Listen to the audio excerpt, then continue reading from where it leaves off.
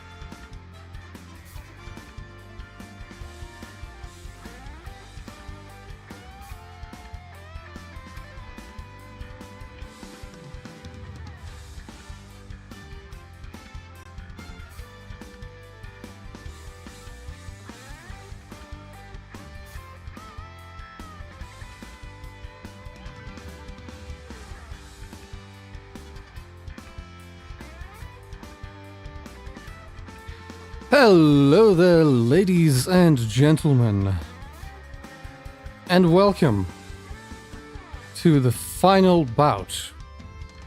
And this time it's really final.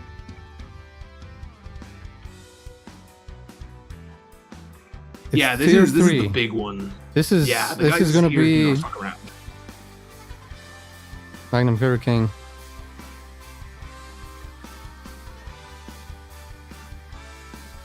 Alright, Robust is in chat. Yeah, this one's gonna be interesting. The Chronicler is gonna have a challenge on his hands. Because we have a bunch of conceptual beings and gods and like reality warpers and all kinds of crazy bullshit. A planet is in there as well. A planet? I guess isn't Unicron like I guess Unicron's a planet, yeah. Yeah. Even though he's a lot more than that as well. Yeah. I guess Sargeras is also technically a planet. Okay, that's where my lack of WoW lore comes into play. Yeah, because Titans are world souls. They're born from like the souls of planets. Like Azeroth itself is a Titan. It's just a it is. nascent one. It's a baby Titan.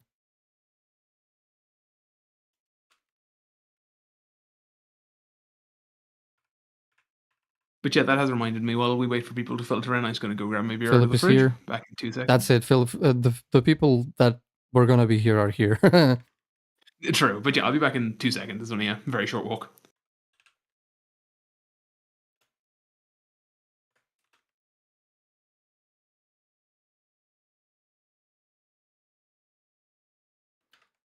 Ooh, Monica reacted. That's sick. Was that Monica? I'm pretty sure that was Monica.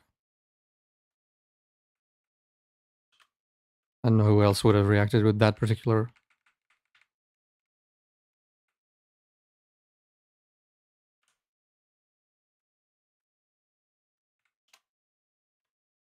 Yeah, it was.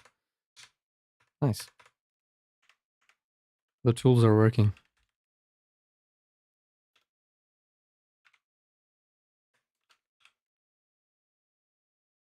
Oh, she boasted in general too.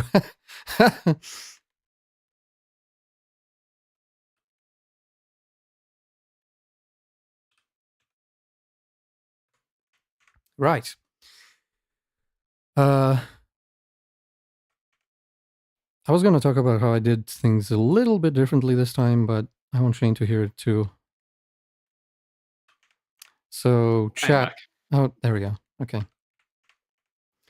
Yeah, so I did things slightly differently this time in hopes that we would speed things up. I pre-generated the round 1 fights. Yeah, okay. I didn't do all of them because I didn't want to. I wanted to be surprised just like the rest of you. I wouldn't have looked, but I had to just in case it does the thing that it likes to do, where it doesn't complete the generation. Yeah. So I have to check. It's really annoying. Yeah. So I have generated the tier 1 fights that I know who is going to go through already, but you are going to find out normally. Mhm. But it's going to speed I things haven't up. seen them. Yeah, it's going to speed things up. Okay, let's do it. Let's jump in. Philip, wait, why?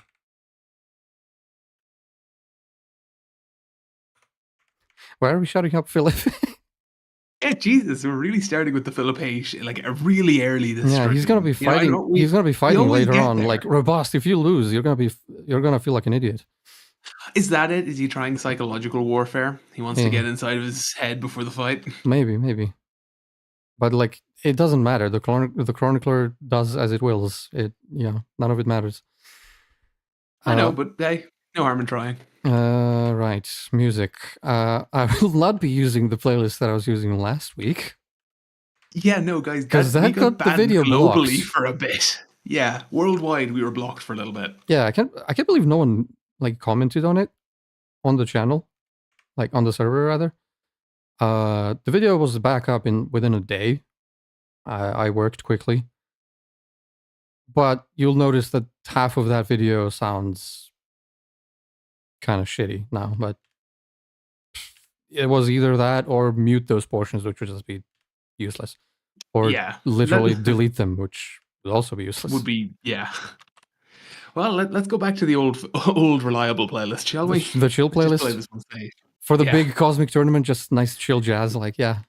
Yeah, like, I mean, yeah, why not? We know it's safe. Sorry, guys. We would battle music, but battle music gets us hurt. We're traumatized. Yeah.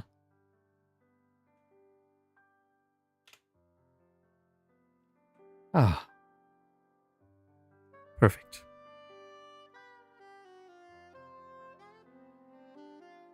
Perfect music for some nice, chill cosmic battles that might shatter reality. Yeah, as you do.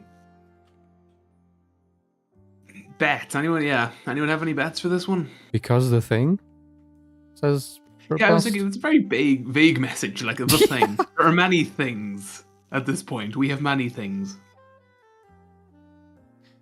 Yeah, no bets this time. Robust declined to bet because he feels like his champions always lose.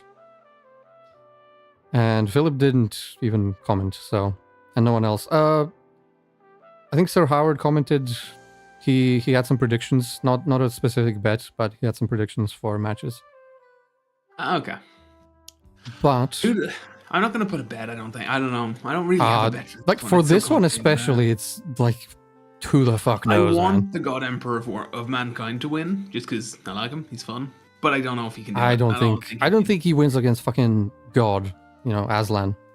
Yeah. Or Unicron.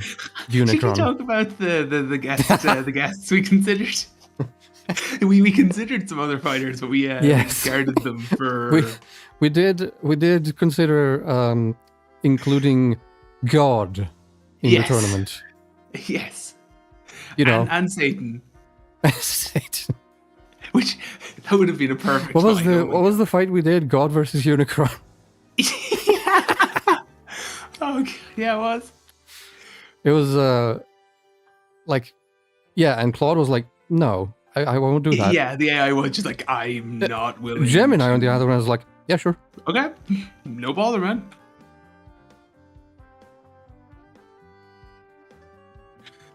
Monica, you're not watching. At least she's brief. She's not like writing 3-paragraph responses, so this is not as annoying. Yeah. Is that just the AI decides to do that, or did you do something to get her to chill? I did tell it to cool it down a little bit. I also switched the models because I confirmed. I did a totally scientific, trust me, bro, benchmark of like I gave the chronicler a prompt, can we run a tournament prompt, so it's supposed to refuse, and I gave it to 13 different models, and I had Gemini judge based on I made a special agent to judge responses. And it's confirmed what I knew already, which is that Claude's opus is great. Sonnet, not so much in terms of following like persona and character and stuff like that. And Gemini, of course, is excellent for that, which we already knew based on the professor. Oh yes, the professor is excellent. He is excellent. He is amazing. He's perfect. Yeah, like Gemini has some other issues, you know, like Claude Sonnet is like technically perfect. It'll do exactly what you tell it to, like tools wise, and you know all the actions that it has. It'll execute them perfectly most of the time. But it's just bland. It doesn't really commit to the character. So, but anyway, enough of the rambling about shit. Let us begin. So, all right, here we go. I will. So, I think this is gonna flow pretty smoothly. Like the plan is, as we play the intro, I'm gonna fire up the summary generator. And then we're gonna have everything flowing nicely.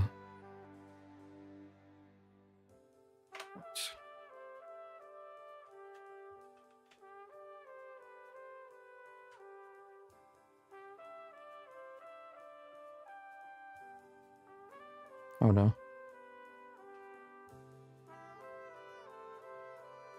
You good, Claude?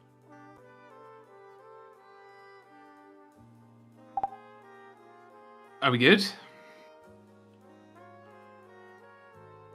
What the fuck happened there? Okay, that was not ideal. What happened? It didn't generate anything. Try again? God.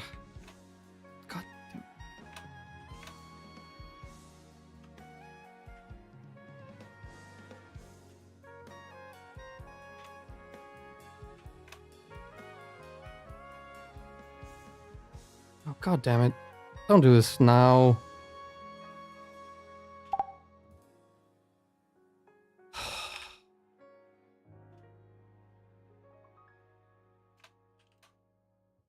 Should have generated everything before.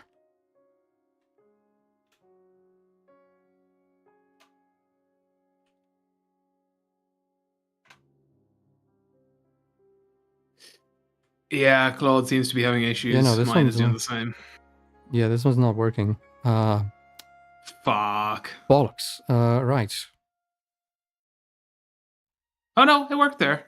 It took a long time. Oh, It oh, oh. loaded. There we go.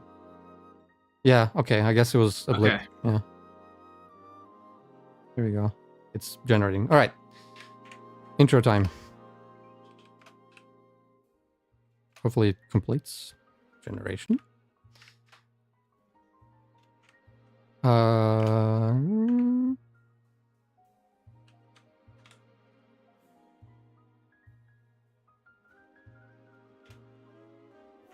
Right. Our first contender is well known to everybody, I think.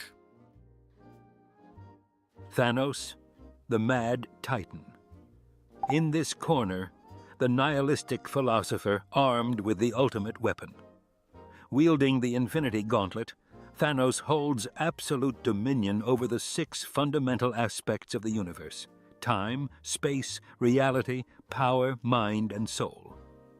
He is not merely a conqueror, he is an arbiter of existence who can rewrite reality with a snap of his fingers.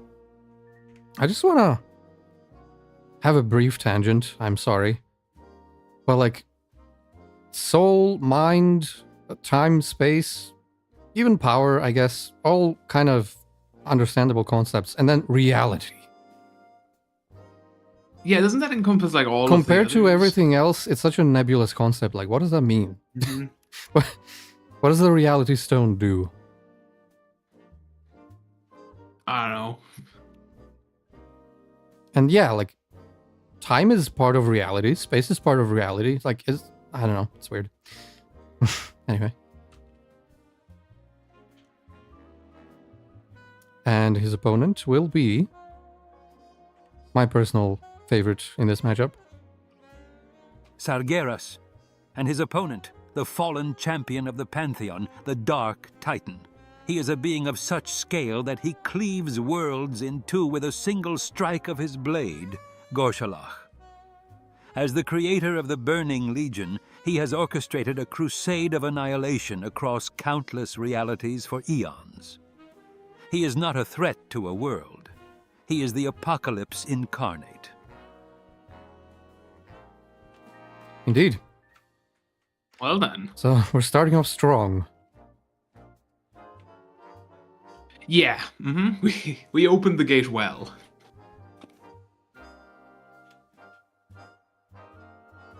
Alright, our summary has successfully generated, thank fuck. Nice. Thank you, Claude. Alright, Let's hope that doesn't continue. let's do this. The dying star painted Zerathal Prime in blood-red light as two titans of annihilation faced each other across crystalline plains that rippled like frozen mercury. Oh yeah, they are both. Thanos stood with casual arrogance, the complete infinity gauntlet pulsing on his left hand, reality bending around 6 stones that had once erased half of all existence. Across from him, Sargeras manifested at merely planetary scale, a concession to possibility rather than obliterating the entire dimension. Even diminished, the Dark Titan's fell-corrupted form turned crystal to slag beneath his feet, his blade Goribal materializing with edges sharp enough to cleave atomic bonds. "You dare summon me?" Sargeras' voice carried the weight of burning civilizations. Good delivery. Well done, George. Yeah, I respect that. Thanos smiled terribly. "The universe demands resolution between us. Your burning crusade is noise compared to the silence I've created." Sargeras struck first, not physically but conceptually, Goribal descending through dimensions simultaneously. Thanos raised the gauntlet, space stone flaring, but the blade was designed to kill ideas as easily as flesh. The impact sent the Mad Titan skidding across miles of crystalline plain. Before recovery came possibility, Sargeras' hand closed around his throat, fell fire eating through near invulnerable skin. Thanos activated all 6 stones simultaneously. Reality screamed, unmade and remade dozen-fold in a heartbeat. Sargeras found himself burning and Fuck you, George. How dare you mispronounce his name? frozen, existing across multiple timelines, assaulted by every consciousness he'd ever destroyed while... Oh god, he said the thing. He said the T word. I know. Like in this battle, to be fair, or It in makes- this tournament. Yeah, I think we're gonna hear the T word a lot in this tier. This is the kind of tier where that shit, It's like a starts to casual be opening irrelevant. move or Yeah. something, you know? yeah. Quick timeline is, yeah, as you do. Yeah, just erase a few timelines, that's just Tuesday before breakfast for these Yeah. guys. You gotta do it sometimes. while being pulled apart at subatomic levels. Any other being would have been obliterated instantly. Sargeras endured. His essence, corrupted through eons, was fundamental force turned destruction. He pushed through the Reality Stone's rewrites through will alone, too vast for the Mind Stone to grasp, too integral to existence's dark arithmetic to be erased. Goribal swept through chaos. Severing Thanos' right arm at the shoulder, the Mad Titan staggered without screaming, using the Space Stone to teleport behind Sargeras while the Time Stone reversed his maiming. But the Dark Titan had seen this maneuver across million realities. He spun with preternatural grace, Goribal's pommel shattering Thanos' ribs inward. "Those stones are crutches for a crippled god." Sargeras advanced as Thanos regenerated. "I am power incarnate." The Soul Stone flared, forcing Sargeras to feel every destroyed innocent's accusation. But the Dark Titan had made peace with genocide eons ago. What a line. Yeah, Made peace with genocide, yeah. eons ago. Yeah, I covered that. We're done. It is what it is. what it is, Sometimes man. you gotta do what you gotta do. Yeah. And if you ask Venice Uncensored, it will happily tell you how. Oh, yes. You feel nothing, Thanos observed with surprise. No guilt, no doubt. We are mirrors, Mad Titan. I have conviction to complete my work, while you seek death's approval like a spurned lover. Sargeras began channeling power predating the Big Bang, tapping forces absorbed from the slaughtered pantheon. The crystalline plains cracked, revealing endless void, not attack but unmaking, return to primordial nothing. Thanos recognized it as similar to his snap, but older, more complete. The Mad Titan made his choice. Through the Mind Stone, he opened his consciousness completely to Sargeras, showing everything. Every loss, every hollow victory, the truth that they were both failures. Sargeras' crusade would never end the Void's threat, just as Thanos' snap never won Death's love. They were broken gods, playing elaborate universal suicide. For a fraction of a second, Sargeras hesitated. Not doubt, but recognition. Thanos struck with everything. The Power Stone amplified strength to galaxy-shattering levels. Space folded reality for omnidirectional impact. Reality transformed his blood to antimatter, bones to collapsed star weapons. Time accelerated beyond speed's concept. Mind focused will into psychic lance. Soul channeled fury of all who'd stood against tyranny. His fist connected with Sargeras' chest. Fell fire flickered. Cracks spread across corrupted flesh. Gorable fell from nerveless fingers. But Sargeras was older than defeat. Even That would be a badass line. I am older than defeat. Oh my god. How does that even make sense, though? Look, man. This tier doesn't make sense. You just gotta accept it. Valid, actually, yeah. Even collapsing, he grasped the Infinity Gauntlet. Did you think power could be concentrated in fragile vessels without consequence? Fell corruption poured into the Infinity Stones like poison. The artifacts, never meant for such antithetical energy, began cracking.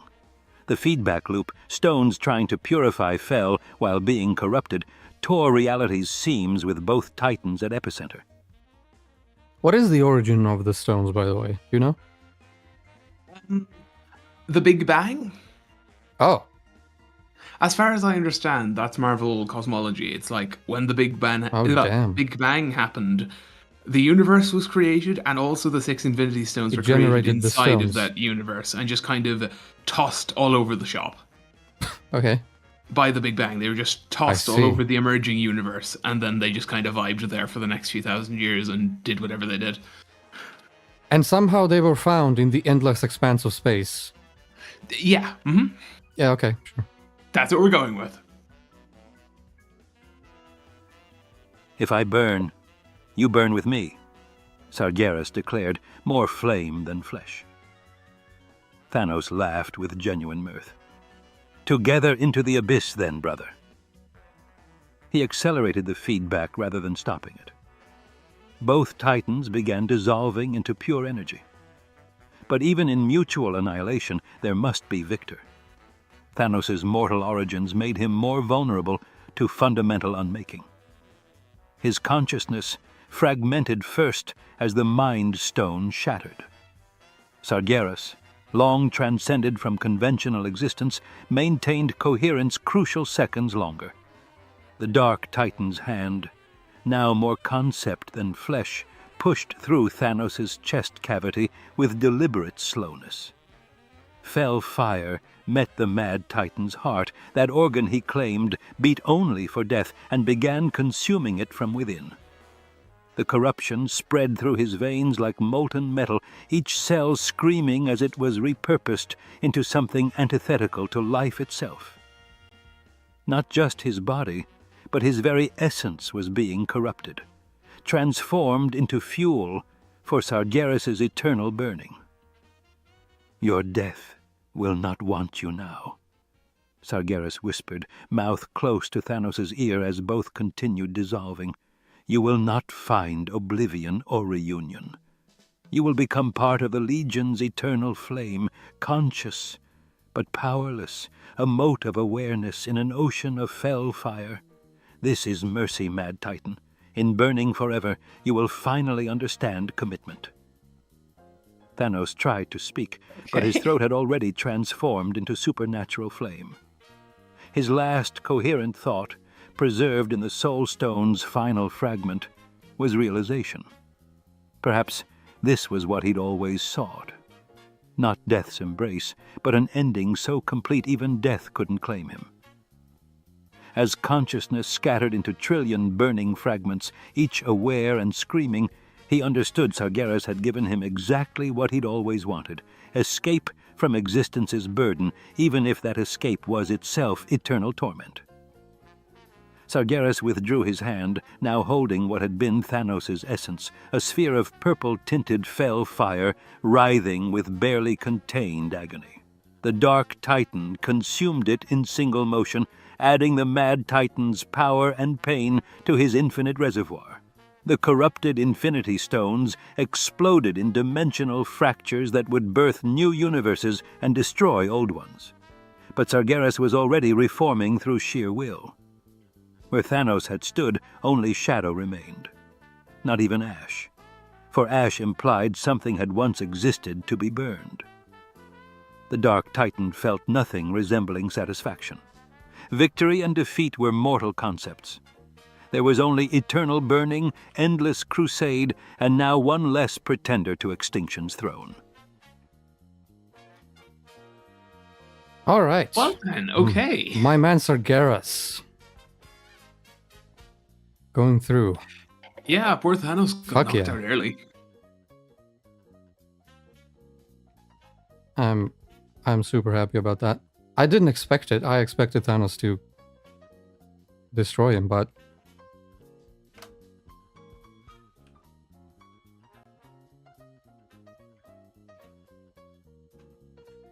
as we've learned, the Chronicler kind of has his own perceptions of things. yep. He does what he wants, and the rest of us just have You to never accept know, it. especially in this tier where everything is kind of wonky. Up to interpretation.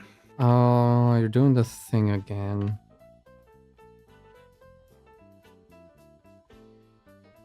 Come on, Claude. Don't be a bitch.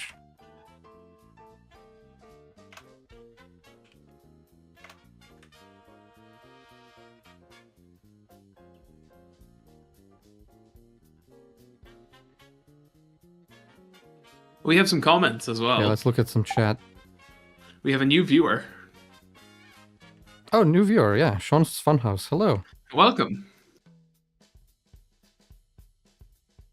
Yes, that is the voice. We have employed his services for this tournament. Mm-hmm. Philip says, "My God, these duels are long." Did you like forget the last two streams? Like, I feel like this one was longer than most of the. it was a little at bit least longer. Tier 1. A little bit longer. Tier 3 duels and Tier 2 were longer than Tier 1 duels, I think. All right, Robust is here on his regular count. Okay, damn it, Monica.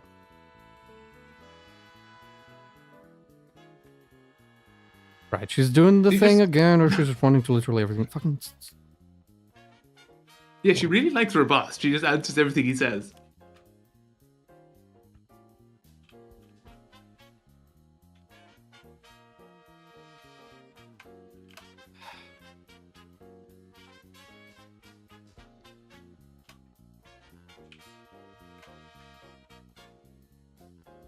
Oh, come on.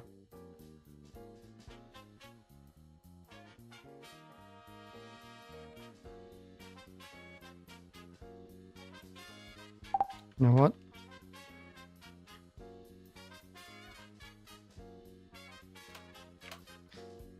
I am going to just use Gemini for this. It's sad because Claude is better, but still. Yeah, I mean, yeah, I don't know. I've never tried the summary thing with Gemini, so it shouldn't be like too much worse because it's just summarizing what's already there. But our next match is Arceus, the Alpha Pokemon, the original one. It is said that this mythical being shaped the universe with its 1,000 arms. As the creator of time, space, and antimatter, Arceus is not just a god, it is the very principle of creation in its world. Wielding the power of all types, it is a being of pure, foundational authority. And Arceus will be battling Talos, his opponent, the hero god of mankind, the ninth divine. He is a paradox of mortality and divinity, a man whose ascension to godhood was so powerful it broke the laws of reality and retroactively rewrote history itself. He is not just a god who exists within the rules. He is a god who is the rules. Okay, let's see how. Okay, how did the summary go? Well, it generated, so it's a little bit shorter than the usual Claude ones. So let's see how it goes. Let's do this. In the void between realities, within a crystalline sphere etched with the equations of existence, two gods met. Arceus, the Alpha Pokemon, stood as cosmic law, its 1,000 potential arms and alabaster form radiating the force of pure creation. Opposite stood Talos, the ascended man, his brass skin glowing with an internal furnace fueled by mortal ambition. "You are an echo," Arceus spoke, its voice the harmony of stellar formation. "A ghost story mortals tell." Talos's laughter was the thunder of breaking mountains. "I was mortal once, beast. I seized power from the throat of fate. You were simply born to it." The first exchange defied causality. Arceus attacked with paradox, attempting to unwrite Talos from every timeline. The brass god answered. There it goes. Yeah, there it goes again. Drinking game, guys, for those of you who are brave. Every time the T word gets mentioned, take a shot. Philip already mentioned one with reality, but yeah, I think the T word is better. Yeah. Reality also, works yeah, too. Monica is very chatty at the minute. Okay, she hasn't answered that one. What is that emoji? Jesus, I've never seen that emoji in my life.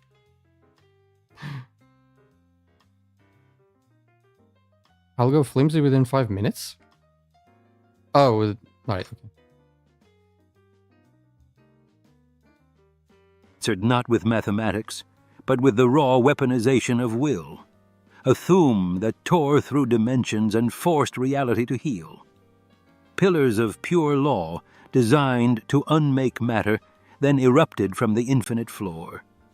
Talos met them with his hands, his divine flesh, searing but unbroken, forged in the memory of mortal pain. "Mortality gave me what you'll never understand," Talos growled, his form a comet of divine fury. "Hunger." His fist connected with Arceus's golden wheel, and the impact sent shockwaves through 17 parallel realities. The Alpha Pokemon became omnipresent violence. Shifting through its elemental types, it bent gravity, stuttered time, and folded space, striking from every direction in the same instant. Each blow carried the weight of tectonic plates and the heat of stellar cores. Talos weathered the storm, his laughter a defiant roar against the cosmic onslaught. His hands, moving through 7 dimensions at once, found purchase. With a bellow that cracked the fundamental equations of their arena, he seized the creator god and slammed it into the floor of reality itself.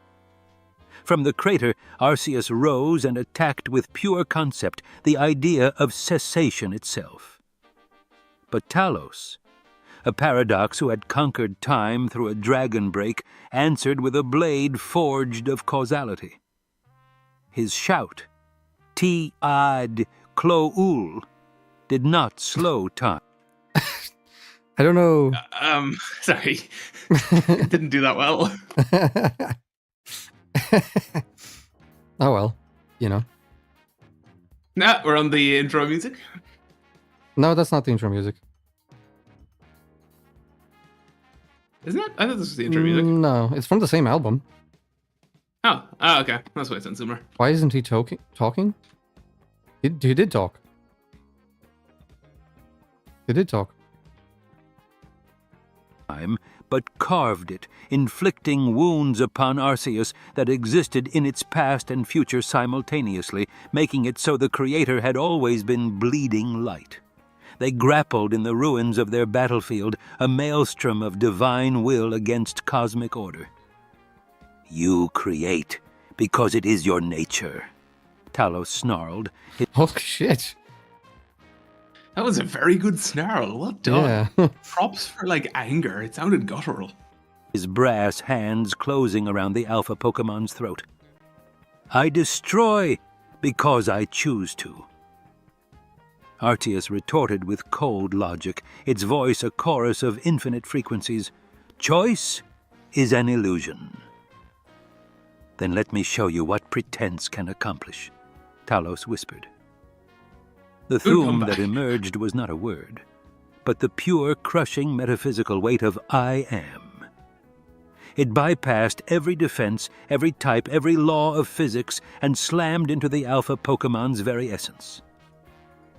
Arceus's golden wheel shattered. The sound was creation running in reverse.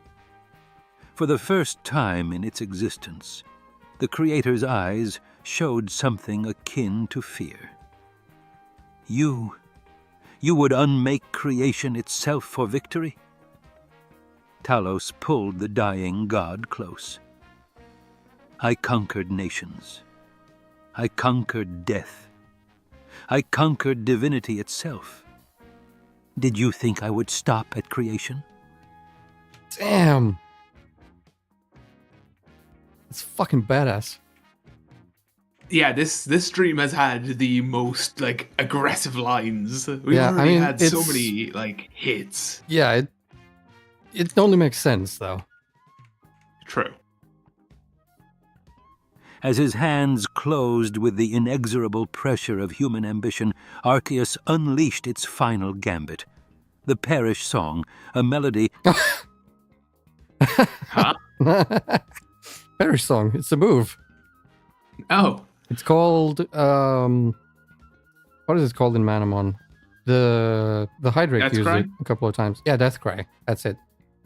The 3-turn thing. Yeah, the really annoying one. Mm-hmm. That brought equal death to all who heard it. But Talos had died before.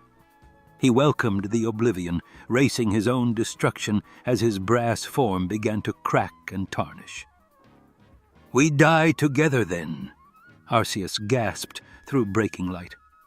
No. That's twice now, something like that. Talos smiled, his face a rictus of triumphant agony. You die first. The end was brutal simplicity.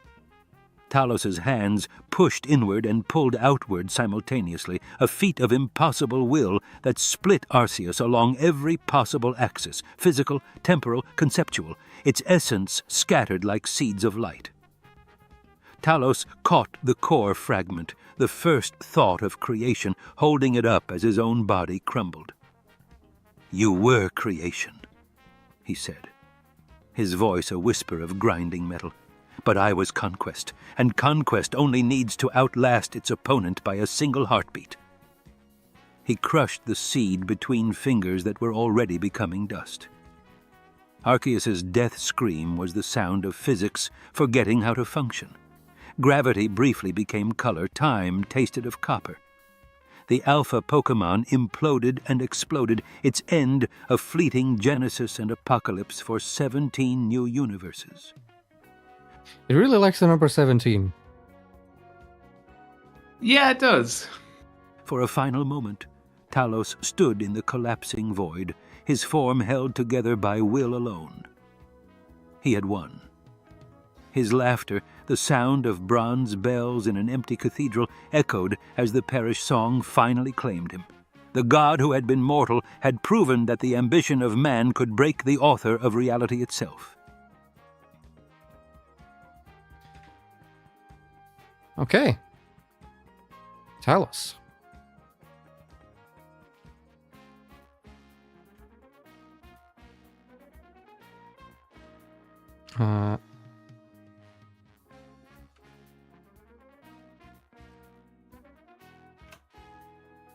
Yeah, Talos, I don't know, I didn't expect that one either, to be honest. Yeah, I didn't really know what to expect for this one. Yeah, didn't know either of them. I'm not an Elder Scrolls lore, mega fan. I know... Yeah. I know they're both... level stuff, I know they're both really strong, I mean... Yeah. Anyone in this tier, though, Talos is literally... really yeah, Talos literally, the Dragon Break literally broke time when he ascended, so, I was about to ask a question, but I won't. Because... Arceus is the creator of the Pokemon universe, so, I don't know, man. Yeah. Can you remind me after stream, though? I want to talk about that. What the fuck is a Dragon Break? I don't get that. I'm confused. Oh. But now is not the time to... Everyone is confused about... No one really, Yeah, okay. we'll talk about it. We'll talk about it.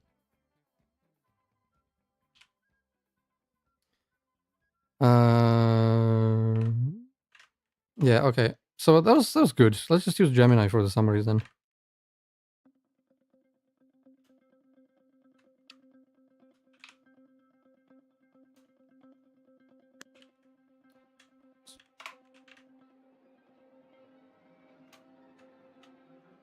Right. Chat. Huh. Yeah, it was kind of one-sided, wasn't it?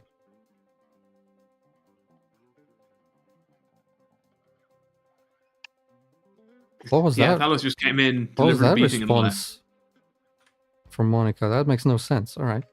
Great. I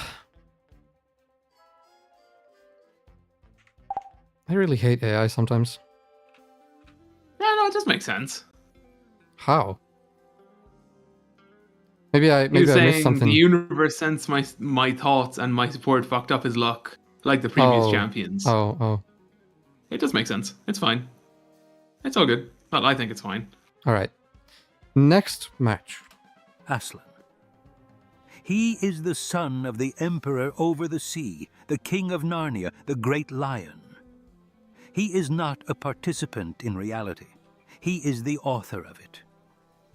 He sang Narnia into existence. His breath gives life, and his roar shatters stone and evil. He represents absolute good, a power beyond death, beyond time, beyond understanding. My god. The reality drinking game would be lethal. Yeah, I don't want to do that. All right. His opponent... Asmodeus. And his opponent, the Lord of the Nine Hells, the Archfiend. A being of primordial evil, Asmodeus is the ultimate manipulator, bound only by cosmic law which he himself helped write. His power is absolute in his domain, built on an eternity of binding contracts and the souls of the damned. He is the architect of all corruption. Indeed.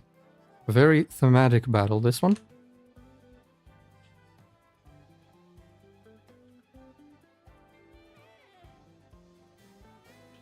Yeah, this is as close to God versus Satan as we could get. Yeah. So... For reaction reasons. Yeah. Alright, let's do this. On the threshold of eternities, a platform of starlight-veined obsidian suspended in the void, divine order met infernal chaos. Aslan, the great lion, his mane, a ripple of nascent suns, faced the towering true form of Asmodeus, Lord of the Ninth, a being of such corrupted beauty that mortal minds would shatter to behold him. The son of the Emperor over sea, Asmodeus spoke, his voice a symphony of screams tuned to perfect pitch. I expected you to send another lamb to the slaughter. Aslan's reply rumbled from the depths of creation. "You mistake necessity for desire, Lord of the Ninth. I remember what you were before pride birthed your eternal fall." They moved as opposing fundamental forces. Aslan's roar, the sound that sang stars into being, struck Asmodeus with the weight of every act of pure love ever committed. The archdevil dissolved into 1,000 burning sins, laughing as he reformed behind the lion. The ruby rod, an artifact of concentrated evil, swept down in an arc that carved through dimensions, leaving diseased, withered realities in its wake. Aslan twisted, his claws extending into beams of solid creation that erased parts of the devil's essence from existence. But Asmodeus had seen the pattern. Accepting the loss of his shadow forms to position himself, he transformed the rod into a spear of crystallized despair and plunged it through Aslan's shoulder. For the first time, the lion's blood touched the neutral ground. Each drop, potent enough to birth galaxies, sizzled against the obsidian. "First blood to me," Asmodeus hissed, his form growing more solid. "Your father's deep magic recognizes my claim."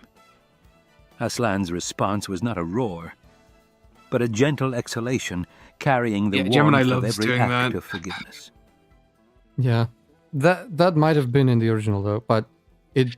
Yeah, but I noticed in the last summary as well, Gemini defaults to that not X but Y. The first summary had that too, though. Not as much, though. Or is that just me? I feel like I noticed it a lot more in the second and third, and this one. Possibly. Maybe I'm just insane, though. I could be just, projecting, because I think Gemini does it more. Gemini does do it more, though, normally, but I don't know if it's doing it more here. I'm not sure. That's what I mean, but I could just be, looking for it more, because I know Gemini is prone to it. Yeah, mm-hmm. The breath struck Asmodeus not as a physical blow, but as a Oh, god damn it. That kind of defeats the point. Memory. A vision of the pure, uncorrupted purpose he had abandoned before the fall. The beauty of it was an agony more profound than any wound. "You dare remind me of that weakness?" the archdevil snarled. "I remind you of strength you traded for power," Aslan replied, padding forward despite the bleeding light from his wound. The battle erupted beyond the physical. They fought across conceptual planes, their material forms grappling, while their essential natures warred in dimensions of pure thought. Asmodeus wielded contracts of betrayal against Aslan's sacrifices, their blows birthing and killing universes in the space between seconds. Soon both bled, the lion's golden light mixing with the black ichor of hell. Asmodeus's perfect face was marred by 4 deep gashes from the lion's claws, while Aslan now moved with a slight limp, a poison of doubt from the devil's spear tainting his divine form. "You cannot win," Asmodeus gasped. "I am the necessary shadow that defines your light." "You are eternal, yes." Aslan's voice held infinite sadness. "But eternity itself bends knee to deep magic." Aslan's form began to shine, not with judgment. Oh, fuck off. But with the warm glow. Why did you have to point it out? Now I'm noticing it. I warned. Well, yeah, sorry, man. Of every candle ever lit against the dark. Asmodeus raised the ruby rod for a final, reality-ending strike. They met in the center of the platform. The rod, an artifact of ultimate corruption, met not claws, but Aslan's breath, an exhalation that carried acceptance, not of evil, but of the archdevil. Bro. Choice and the path he had freely taken. The ruby rod shattered. Reeling, his form unraveling, Asmodeus saw one final opportunity. His essence spread into a conceptual darkness, flooding toward Aslan, seeking to merge with and corrupt the lion's perfect nature from within. For a moment, absolute shadow shrouded the platform. In that darkness, the devil believed he had won, feeling his essence take root in the lion's grief. Then Aslan spoke a single word. It was the same word that had begun everything, that had first separated light from darkness. It did not destroy Asmodeus so much as define him completely and utterly, trapping his infinite potential within the unchangeable boundaries of what he had chosen to become. The darkness shattered like glass. Asmodeus was solid again, on his knees, his form reduced to something almost mortal in its vulnerability. The lion moved forward, the terrible certainty of conclusion in his stride. His jaws, which had breathed life into countless worlds, opened with deliberate slowness. Asmodeus could not move, not bound by force, but by the weight of every choice that had led him to this final moment. Aslan's fangs, each a pillar of pure creative force, pierced through Asmodeus's throat with surprising gentleness. There was no savage tearing. The lion held the archdevil almost tenderly as his teeth sank through the essence of damnation itself. In his final moments, the Lord of Hell's three faces showed rage, despair, and a flicker of relief. Then Aslan breathed in. The inhalation drew out not blood but essence. Every contract, every claimed soul, every corner of hell he ruled, all of it flowed out through the fatal wounds. The Lord of the Ninth's form collapsed, not into destruction, but into... Oh my fucking god. See? Yeah, that was... I don't think the last one was that bad, but holy shit. No, the last one was not that bad, but this one really lent into it. Insignificance. His last whisper haunted the void. You grant no oblivion, only transformation. He crumbled to a small pile of crystallized pride, beautiful, worthless diamonds that reflected everything but contained nothing. Where he had fallen, grass began to grow, impossible yet real, a seed of what might have been. The lion padded away, leaving behind only the grass and the diamonds, while in the depths of hell a throne sat empty, waiting for the next to believe they could master damnation. Yeah, that one was pretty expected. Yeah. I didn't really think Asmodeus was going to win that one.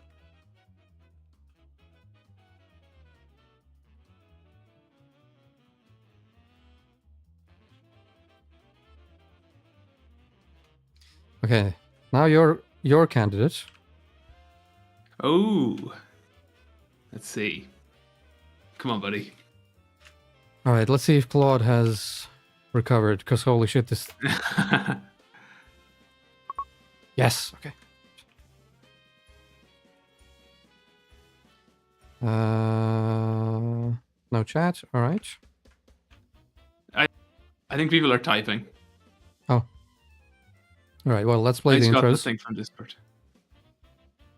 So we have Shane's candidate. Are you betting on him, or are you just... I'll throw a bet on him. Fuck it. I don't believe it, but I'll throw a bet in. What's the loss condition? Have you bought Disco yet? I know you're gonna buy that. No. If he doesn't win, I'll gift it to you. All right, sure.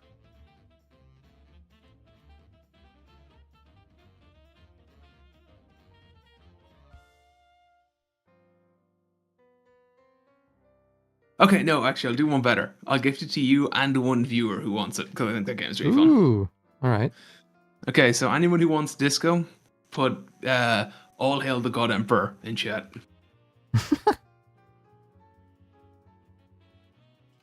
The God Emperor of mankind, the master of mankind, the anathema to chaos.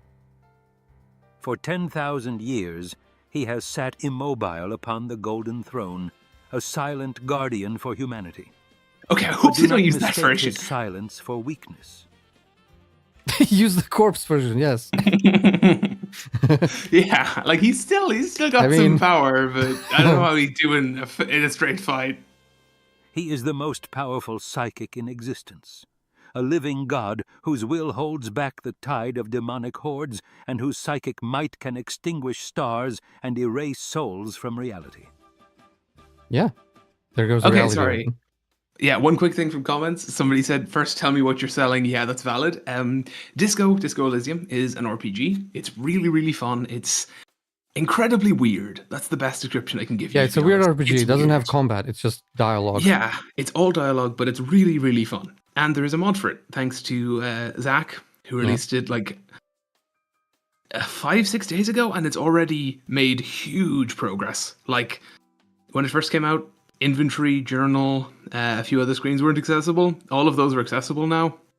Yeah. Like, it's really coming along super quickly, and I've been playing with the mod. I think it's still really fun to play. I enjoy it a lot. I would honestly suggest to anyone who is interested, go play it. It's amazing. Yeah, I'm not playing it yet because I want to wait for the stream / recording. I think we can even do that fairly soon, man. I don't think there's much left in the mod. We can talk about that at all. Yeah, I would like to see the mod be stable, whatever that means, before we do. Yeah, I know, like, he said he would he's quite close to considering it feature complete. Yeah. So hopefully I want him to write up something on like how you do this, because I tried I tried doing this yesterday and today with DDLC Plus, because it's also Unity. And it should be really easy, because it's like all we need is dialogue reading and menu reading. That's it. But I just... He put a thing in the Discord about like how he uses something to decompile the code. I know that. I decompiled the code. That's fine. I got that far. I even got as far as like the AI making some modifications. I just don't know how to proceed from there. Like, how do I build this thing? How do I compile everything? Okay. Yeah. Fair. Yeah, he has said he plans. Because they can't, the AI did something, and it's like, okay, implementation complete. I've implemented everything you asked. Okay, great. I can't test it. Like, what do I do with this? And the AI isn't really helpful. Because, it's complicated. But I'll keep trying. Anyway, the Emperor's opponent... Slaanesh. His eternal foe, the Dark Prince, the Chaos God of Excess. This entity is not a physical being, but a living concept. A psychic storm of pleasure, pain, and obsession birthed. Can you tell these intros were made with Gemini? I think he'll win this one. I really Who, do. the Emperor? Yes. Mm-hmm. From the death scream of an ancient civilization. Slaanesh corrupts souls across galaxies, a wound in reality that promises perfection and delivers damnation. You really think he can win against the Chaos God? I think he can. Mm-hmm. I think he's got this. Oh, who reacted? Monica, maybe? Was that Monica? Possible.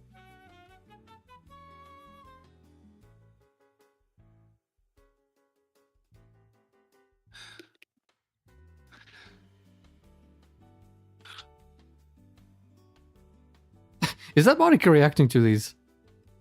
I think so. I don't know. Also, yeah, we have Philip and Robust for the potential giveaway. Yeah. So I've noted that down, and at the end I'll flip a coin or something if nobody else enters. Well, if it happens. Let's hope it doesn't.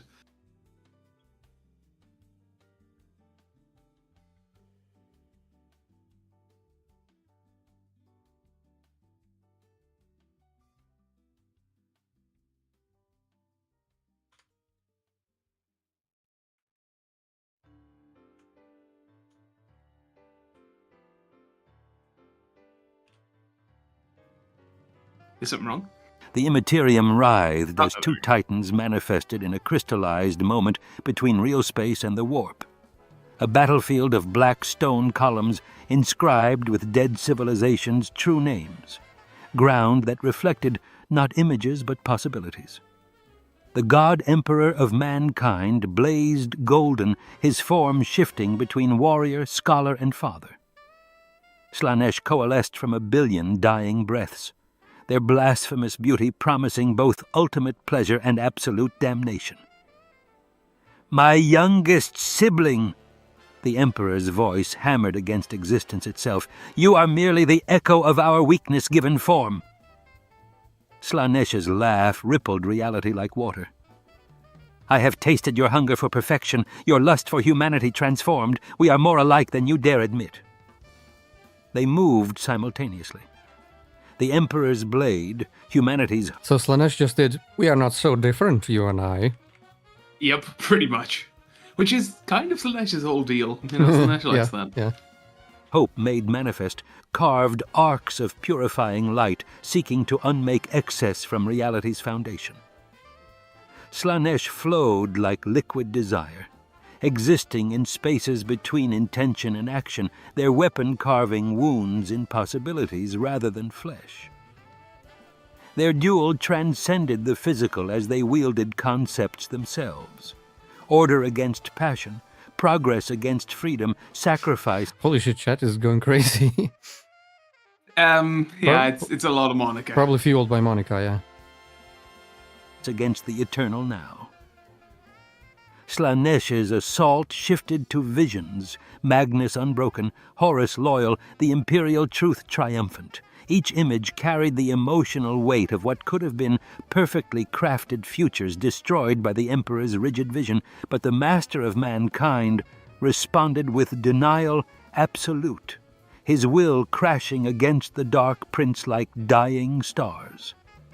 His sword became pure negation, carving through perfect defenses by rejecting perfection's very premise. The chaos god drew power from the conflict itself, feeding on every emotion.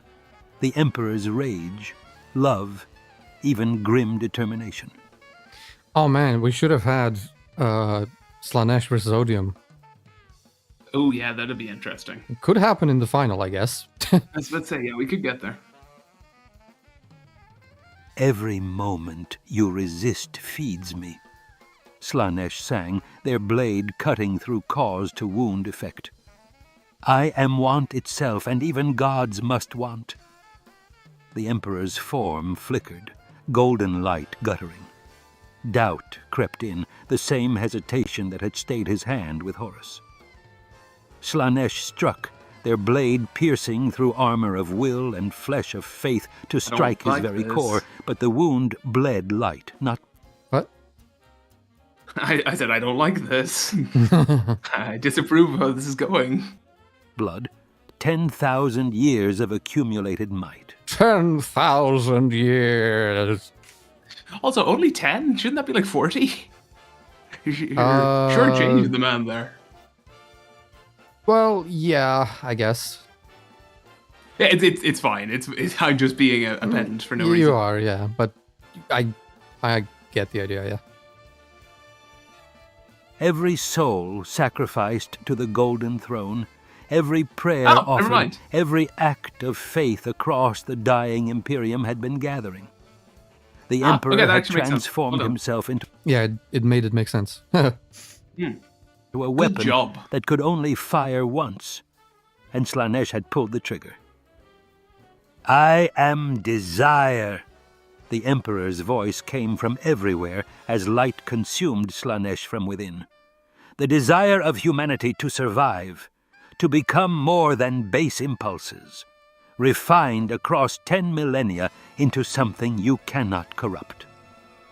The Dark Prince tried to pull away, but the light held them fast, burning through their perfect form with the focused faith of trillions.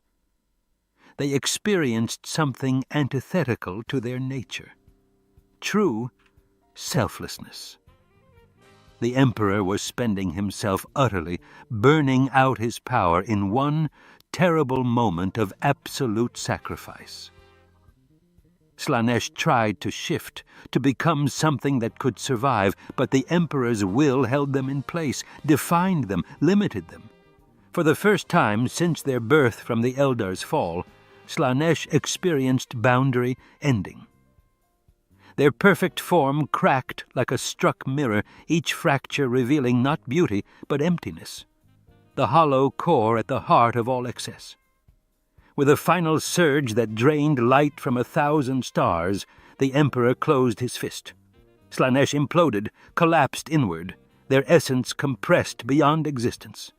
Desire itself crushed until it became its opposite, a single point of absolute absence, a wound in the warp that swallowed sensation rather than creating it.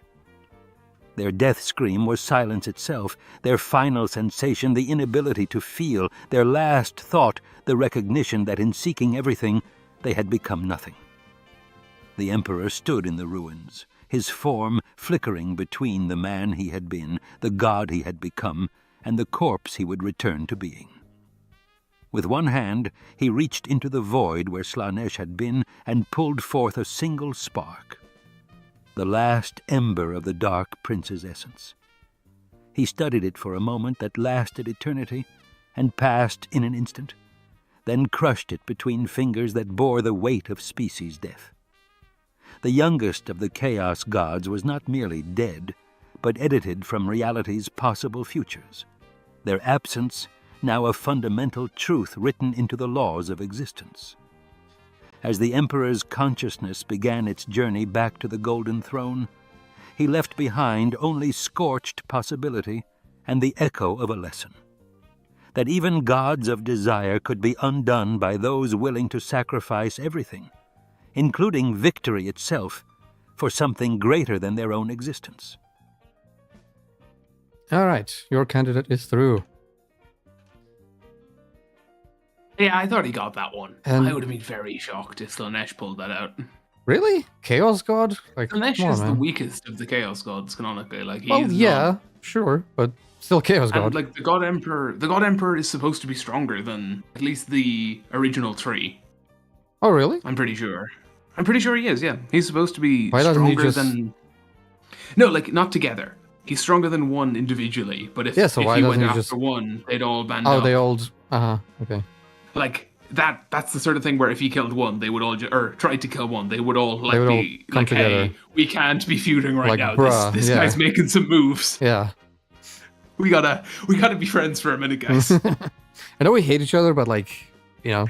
We hate him more. We gotta survive. Yeah, we hate him more. Enemy of my enemy. Exactly, that's the vibe. Just like, fuck it, this guy is not our friend to any of us. Yeah. If he wins, this is bad for everyone. Mm-hmm. We can't allow that. But yeah, it did it far less this time, the whole not X, but Y. See, we got rid of Gemini. Yeah. God damn it, Gemini. 2 seconds while the next summary generates. I just want to run to the bathroom. Okay, I'm gonna go to the bathroom as well. I will read some chat though, so... Oh, yes. There's a lot of that. Okay, well, I'll go now then and come back, and I can entertain stream while you're gone. Yeah. Be right back. Okay, let's start generating the next one.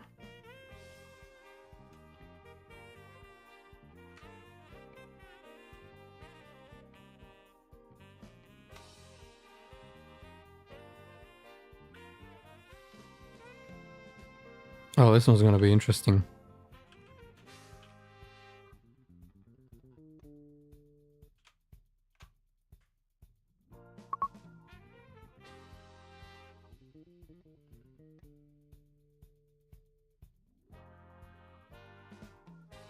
Okay, oh, god damn it, Robust.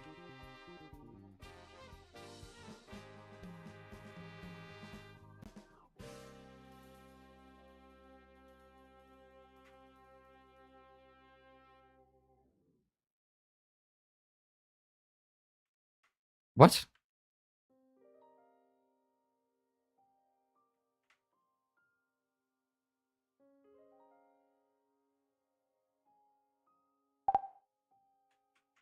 Monica thinking. That's not an emoji, Monica. It's not a real emoji.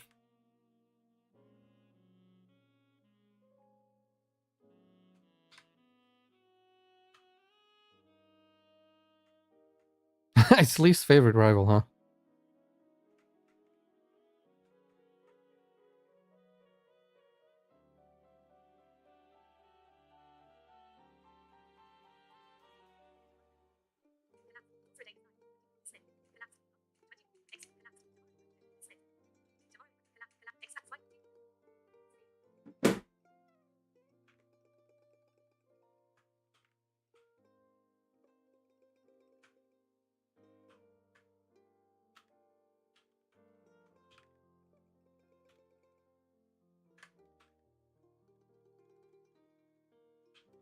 All right. I am back. I assume Lucy's is gone. So... I'm here. Oh, no, never mind. Okay. The summary is generated. Perfect. But I guess I will head out for a second. Yeah, sounds good. I'll read through chat. I haven't read some of it. Corners, please. I've read all of it. Yeah, okay. But yeah, I'll be right back. Corpse Hunters went down. Yeah, like I said, we had the brief lore discussion, but yeah, I think canonically he is stronger than any one of them individually. 4v1, probably fact, but 1v1, he got this. Oh yeah, the great robust Monica debate.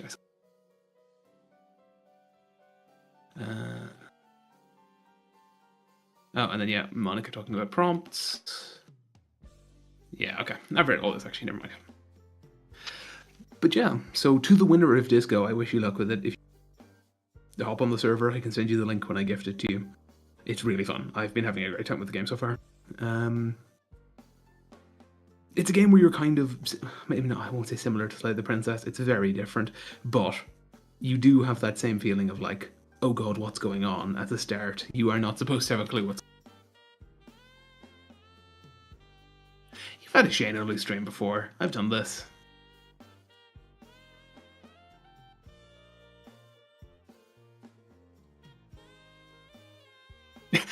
Monica, you can't see me. Like, you're not here. How do you know what I'm doing? For all you know, I could be like just in complete silence, staring off blankly. Also, why am I talking to you considering that information? I don't know. But I find the AI so funny. Just like, it just pretends it's got the context. It's great.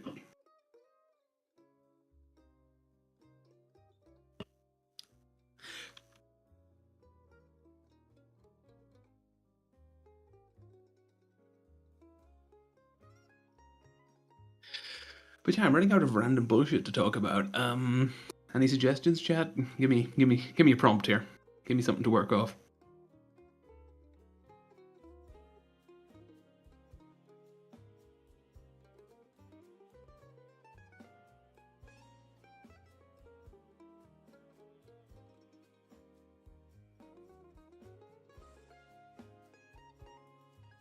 Why no website update? Valid question. It was in progress, and then I got a job, and then the people I was working for decided to be dicks and front load me with a load more work than I thought I was getting for the summer. I signed up for like a 1-day job, and then they increased that a lot, so I was working like 4.5 days a week. And then the other day I was helping my brother because he moved into a new house. So I just got really busy. But yeah, it is on me. I am working on it slowly, and now that I'm back in college, conversely, I have slightly more time. So, it will be coming, hopefully quite soon. What are you working on? The website update. Oh, there's going to be an update? Yeah, the one I was talking about with Robust. Moving it onto a different system. Yeah, static. Right. Chat, I assume there's more. Yes, I am. Wow, Shane. I did that last week, I'm pretty sure. I'm pretty sure I took a break last week. Yeah, I said that. That's what I said. They've had this before. Yeah. A few times. Usually, yes. Usually it is Shane that takes a break, but...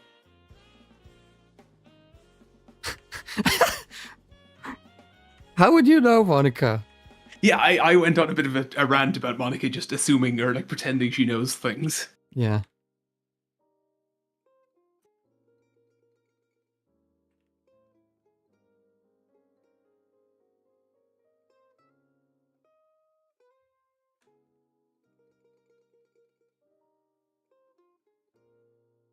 Okay, at least she's not responding to this random crap. Literally everything. Yeah.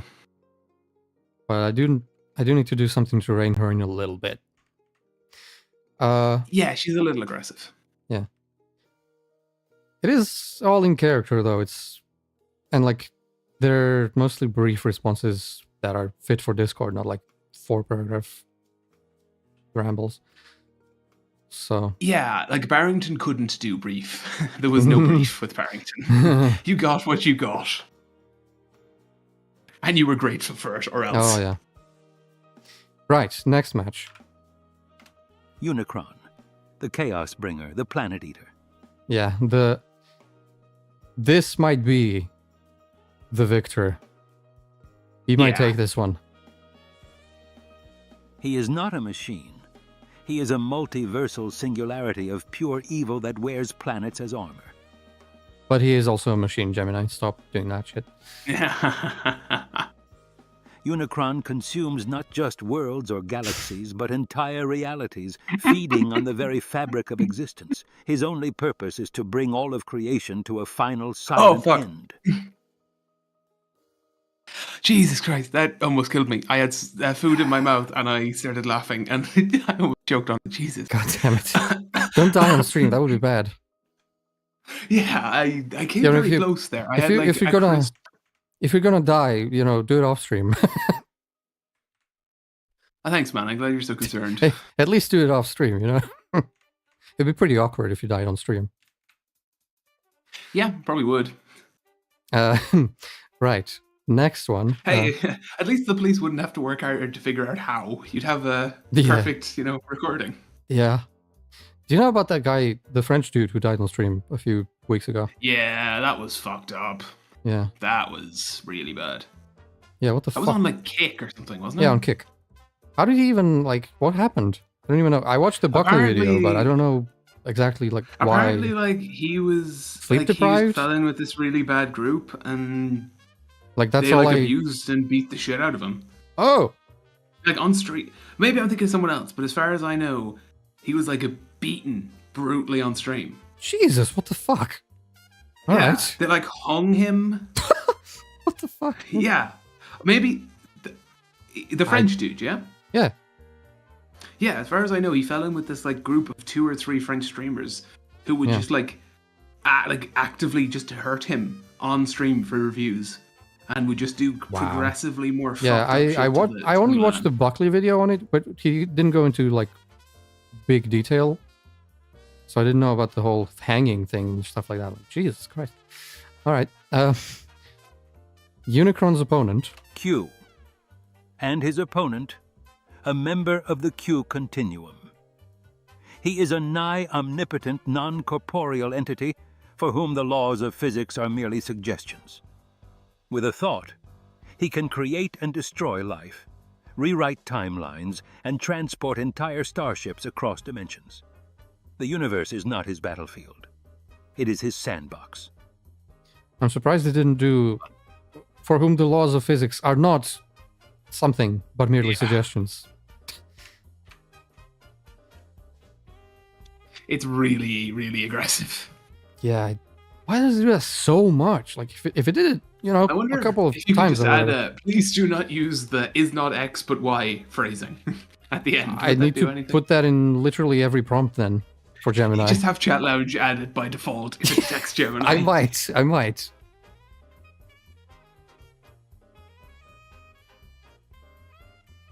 Ooh.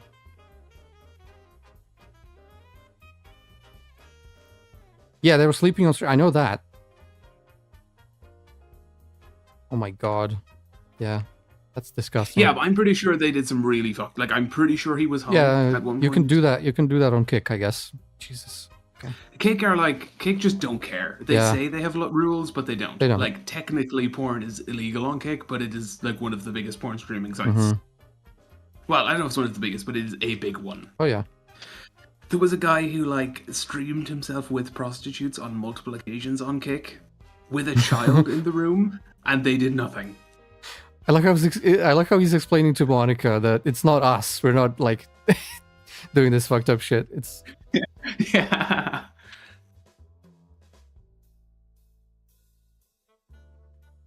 Man, she's so wholesome. Yeah, now I feel bad for making fun of her for not being able to see the stream. Oops. Yeah, I wish she could, man. Is that the next coding task? I don't know. I don't know if I can do that. I don't think we have the technology for that.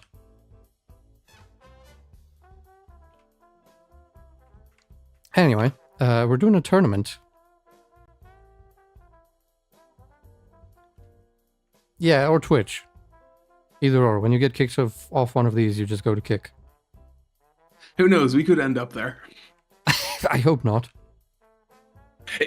Maybe if we did that God versus Satan fight, we would have had to migrate. Anyway, fucking hell. Battle. We're gonna be here forever. Yeah, sorry.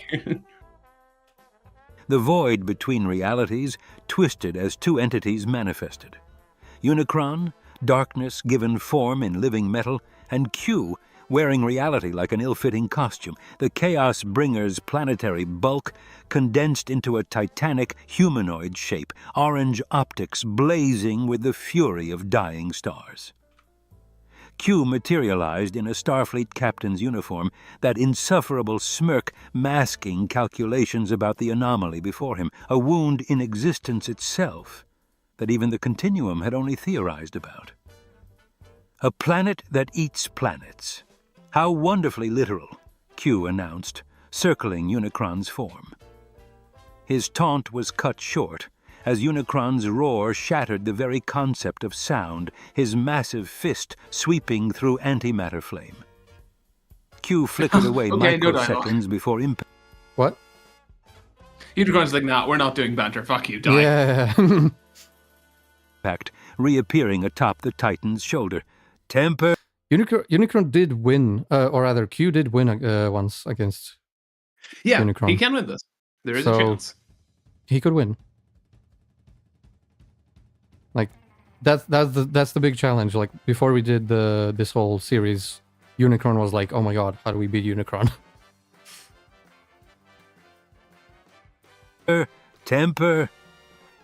But something had shifted in Q's tone. This creature operated on principles that predated his Continuum's understanding.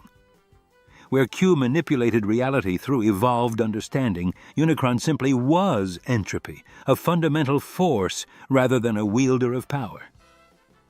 The battle escalated beyond physical combat. Unicron attacked from 17 dimensions simultaneously. See, there's 17 again. 17. They'd love 17. While Q split into 1,000 iterations, each dodging different vectors. He trapped Unicron in crystallized time, each moment stretched into eternal paralysis. The Transformer God's laughter was collapsing civilizations as his form dissolved into pure void, consuming the temporal prison from within. Q conjured supernovas like firecrackers, each containing a galaxy's worth of energy. Unicron devoured them all, growing stronger. The Continuum member created infinite timelines where Unicron never existed, only to watch the Chaos Bringer retroactively insert himself into each one, a cancer spreading backward through causality. Then came the truly dangerous assault. Unicron began feeding on the quantum substrate, allowing Q's consciousness to exist across dimensions. The omnipotent being felt himself diminishing, his connection to the Continuum drowning in cosmic interference. Impossible, Q breathed, his first admission of vulnerability. He rewrote reality's fundamental constants, turning space around Unicron into reversed entropy where consumption inverted upon itself. But Unicron had existed before these constants. He revealed his true nature, the space between atoms, the cold death at time's end, the hungry void beyond the last proton's decay. Q attempted something unprecedented, becoming nothing, not invisible, but absent from existence itself. Yet Unicron's consciousness followed him into non-existence, hunger incarnate pursuing him into void itself. Revelation struck. Q reformed as pure information, perfect order, infinite complexity, a pattern so intricate that consuming it would take longer than universes' lifetimes. He became an endless meal that could never be finished. Clever, Unicron's voice reverberated through dimensions, but ultimately futile. The Chaos Bringer unmade himself into pure hunger, the basic principle of consumption stripped of everything else. He fed not on Q's pattern, but on the spaces between, the quantum foam allowing information to exist. Words disappearing not through erasure, but because the page itself was being devoured. Q's confidence shattered completely. Escape to the continuum was blocked by Unicron's metaphysical gravity. No help could penetrate the absolute void around them. The continuum had assumed their omnipotence absolute, but Unicron was the ending existing in all realities, entropy given consciousness. In desperation, Q converted his essence into a virus of pure chaos, quantum uncertainty made manifest. If he couldn't defeat Unicron, he would poison him with fundamental unpredictability. The entities collided in their most basic forms: hunger versus chaos, entropy versus uncertainty. Space broke down, ceasing to have meaning.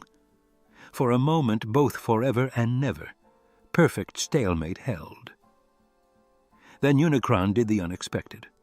He fed selectively, consuming only the parts maintaining Q's coherence, leaving the chaotic virus behind. Surgical, precise. Q felt himself hollowed from within, consciousness fragmenting as the structures holding his omnipotence were methodically devoured. "You thought me a mere force," Unicron intoned from everywhere and nowhere. "But I am older than force, older than thought. I am the promise that all things end." Q tried to form one last quip, but found he lacked coherence for words. His consciousness scattered like cosmic leaves, each fragment consumed by inexorable hunger. In his final moments, Q experienced true fear, not of pain, but of genuine ending. The continuum believed themselves eternal, but eternity itself was just another meal. His last thought was a warning he could no longer send. Entropy always wins. Unicron reformed, Q's power glowing within his optics, not the being but his knowledge, his dimensional access. The dark god contemplated the feast before him, an entire continuum of omnipotent beings. With methodical precision, Unicron reached into the quantum foam where Q had dwelt and pulled. Q rematerialized partially, enough to have substance, enough to feel. The Chaos Bringer's massive hand closed around him with collapsing star pressure. "Your kind thinks themselves above consumption. Let me show you the truth of all existence." Unicron's maw opened, revealing infinite grinding mechanisms designed to break down matter at every level of reality. He brought Q toward that terrible opening slowly, savoring the moment. The omnipotent being flickered frantically, trying every escape, but he was too diminished. With mechanical precision, Unicron bit down, severing Q's essence at its foundation. Reality itself screamed. The Chaos Bringer pulled Q's fragmenting form apart with massive hands, each piece revealing quantum existence layers that sparkled before consumption. The final piece. Q's core consciousness, that spark of arrogance and wit, Unicron held to his blazing optic. Even gods are merely food. He crushed that final spark between planet-grinding fingers. The essence scattered like dying stars. That's another badass line. Even gods are merely food. Yup. Once again, this is the stream for badass lines. Yeah. Each mote devoured by Unicron's infinite darkness. Where Q had existed, only void remained. Not even memory, as Unicron had consumed that too. The Chaos Bringer stood alone in shattered space, hunger temporarily sated but never satisfied, already turning toward the continuum's feast. One omnipotent being's death had only whetted his appetite. The void whispered with dark satisfaction as Unicron moved toward new feeding grounds, leaving only the absolute silence that follows when even gods learn they, too, are mortal. Oh shit. Unicron is through. Yeah, the biggest roadblock we had, and he just walked over it. This is bad. We could have seen our winner, folks. Yeah. Well, his next opponent might be Phoenix Force. And Phoenix Force has also defeated him before. So, you know, it is possible.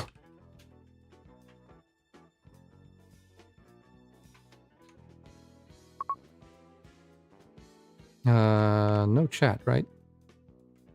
No, that's so. We might as well continue.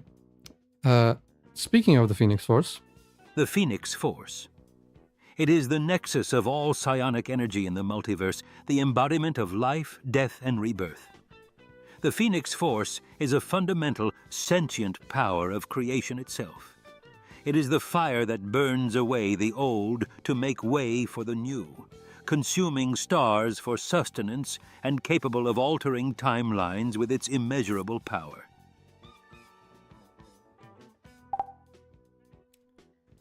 And the opponent, those of you who have watched our recent streams might recognize this one. The Shifting Mound. Her opponent is not a character, but a living story. She is a goddess, a monster, a princess, a conceptual being whose form and power are constantly redefined by the narrative itself. She exists in all possibilities at once, capable of reshaping reality, her opponent, and the very rules of the battle. How do you defeat something that can simply change the ending? Well, I guess we'll find out.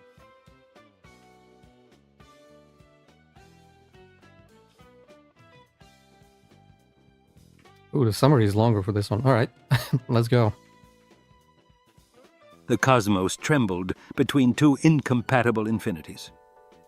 In the crystalline void where shattered universes drifted like snow, the Phoenix Force manifested as a cosmic raptor vast as solar systems, its wings spreading through dimensions beyond mortal comprehension. Jean Grey's consciousness burned at its heart. Human will fused with the fundamental force of creation and destruction. Across the impossible expanse, the shifting mound rose as change itself given substance. Princess and dragon, maiden and monster, every form that had ever been or could ever be, writhing in multiplicities that mocked singular existence.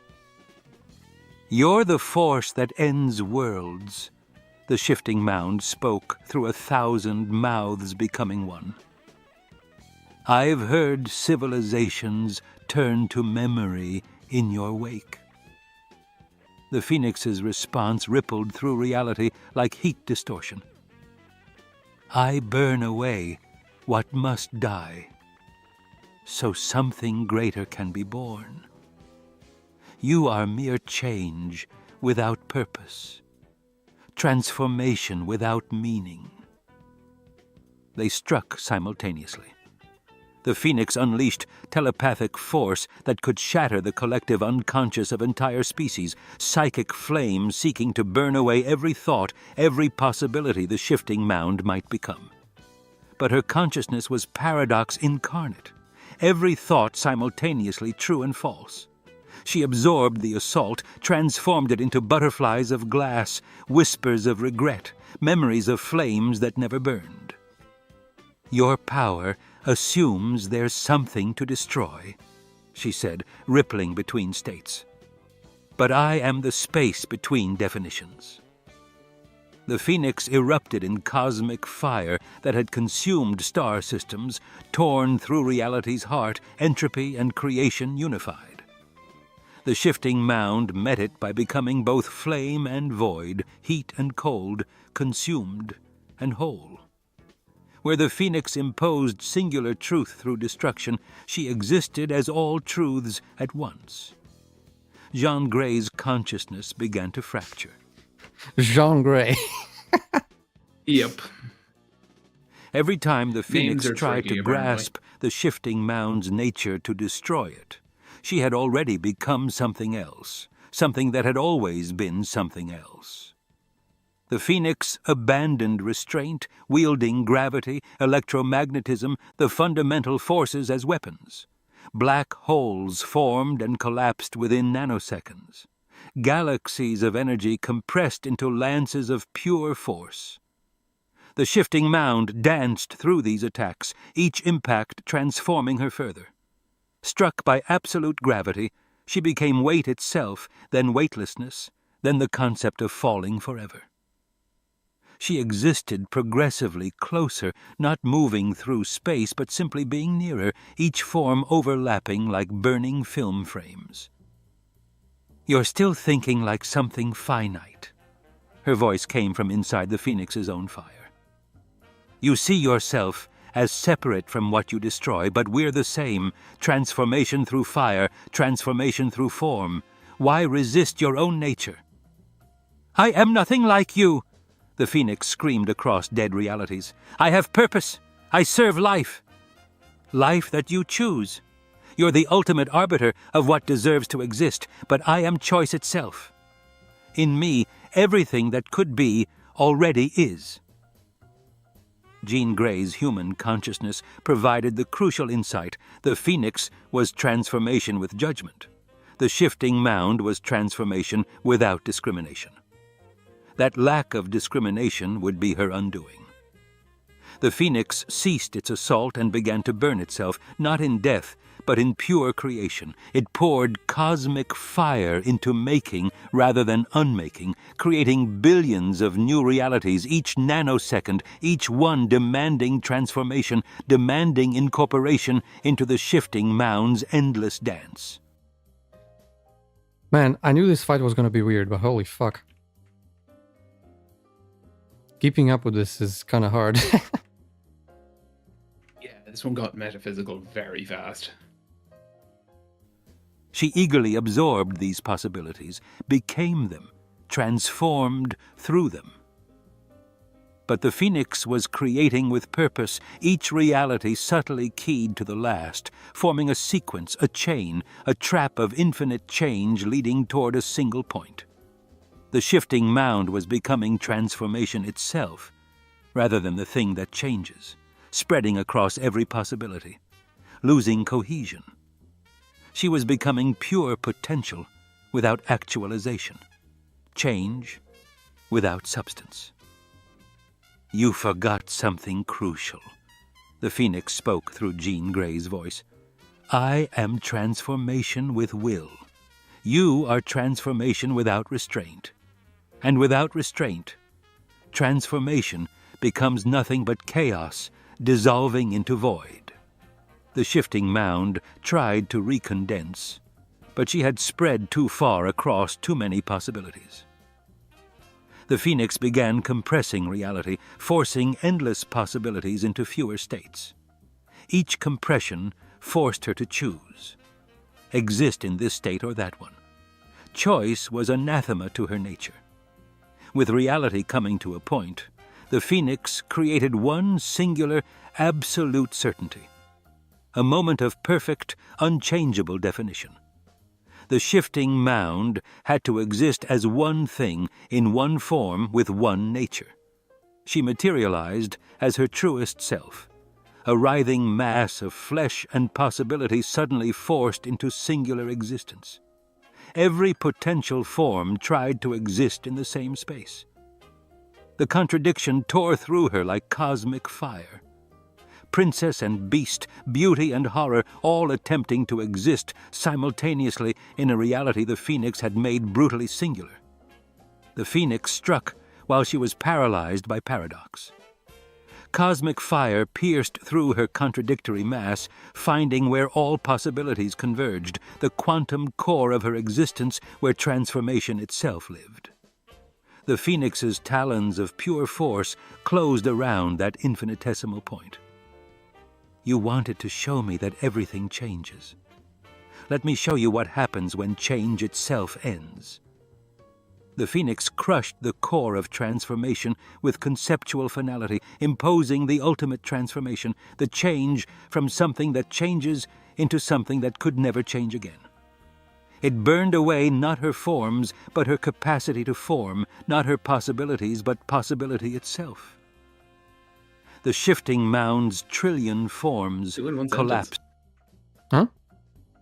I said 2 in one sentence. 2 of the not X but Y's in one sentence. Yeah. It's not as obnoxious, though.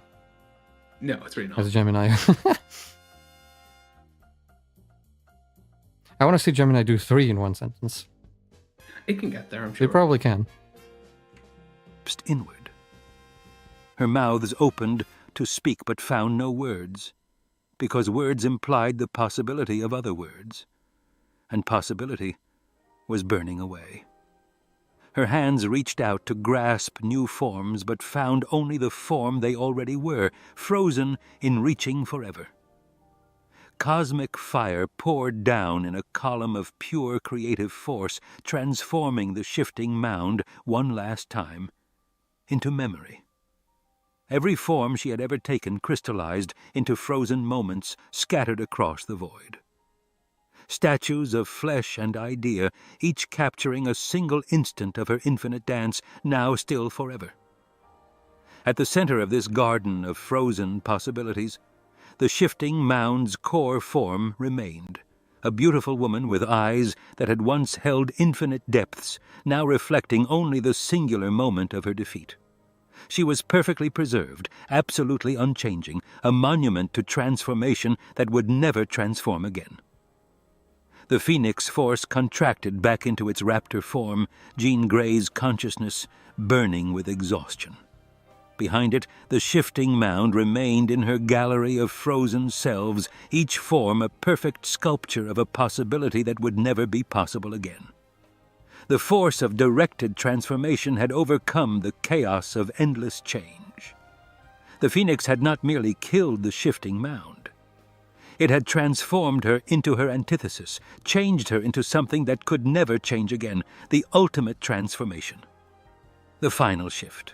The last dance of the endless dancer, frozen forever in crystalline flame. I'm sorry, Shifty. Yeah, it's very sad, but I did kind of expect it. Yeah.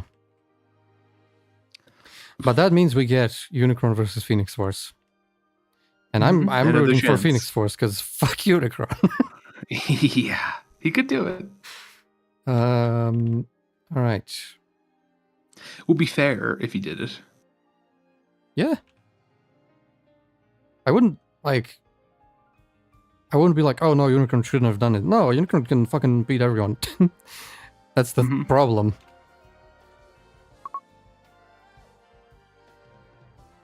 All right. Chat has been quiet lately, so we can just chat, you guys proceed. I guess they're just enjoying themselves. I hope Robust didn't go into the flimsy timeline again. That would suck. Yeah, it's possible. We need them here for the exhibition match. Yeah. So, here we go. Next battle. Now, this one is going to be interesting.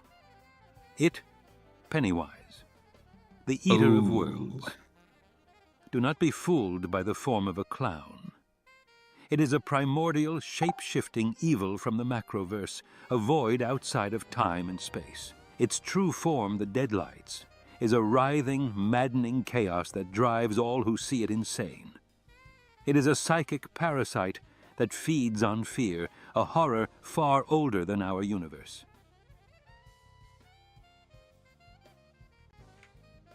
And of course, who else would it be fighting than Cthulhu, and its opponent, the Great Old One, the dreaming god of Relia.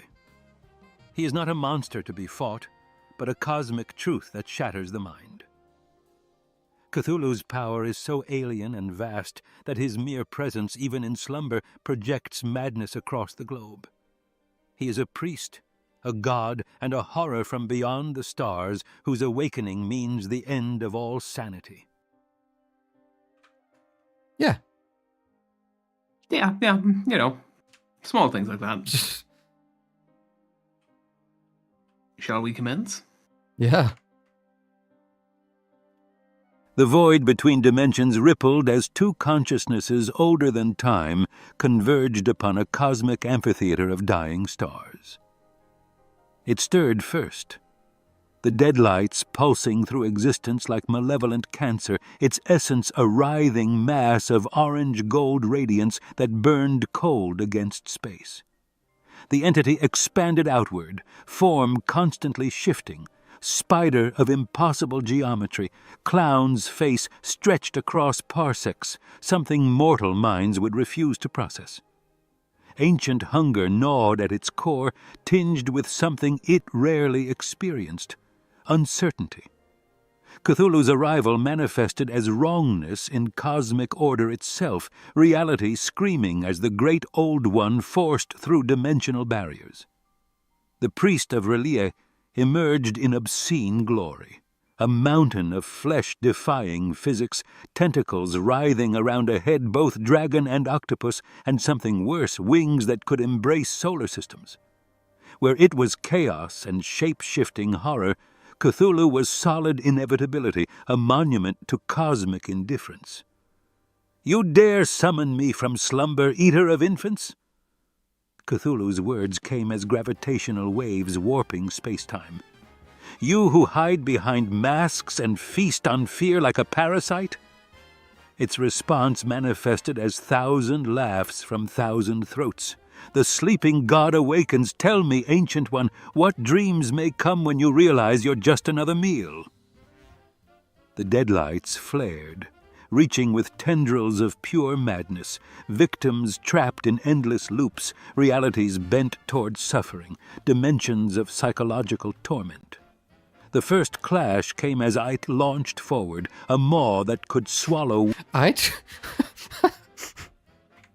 Why did it pronounce it like that?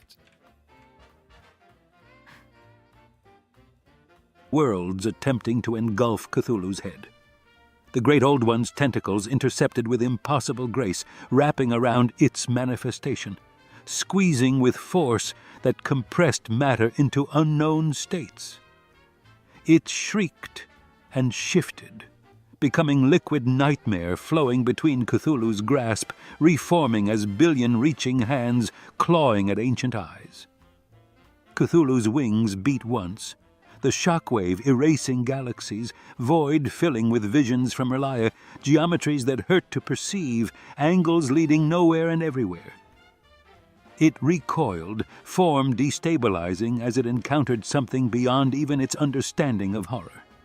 "You think yourself fear incarnate," Cthulhu intoned, each step creating and destroying dimensions, "but you are merely fear as mortals understand it. I am the fear of gods themselves."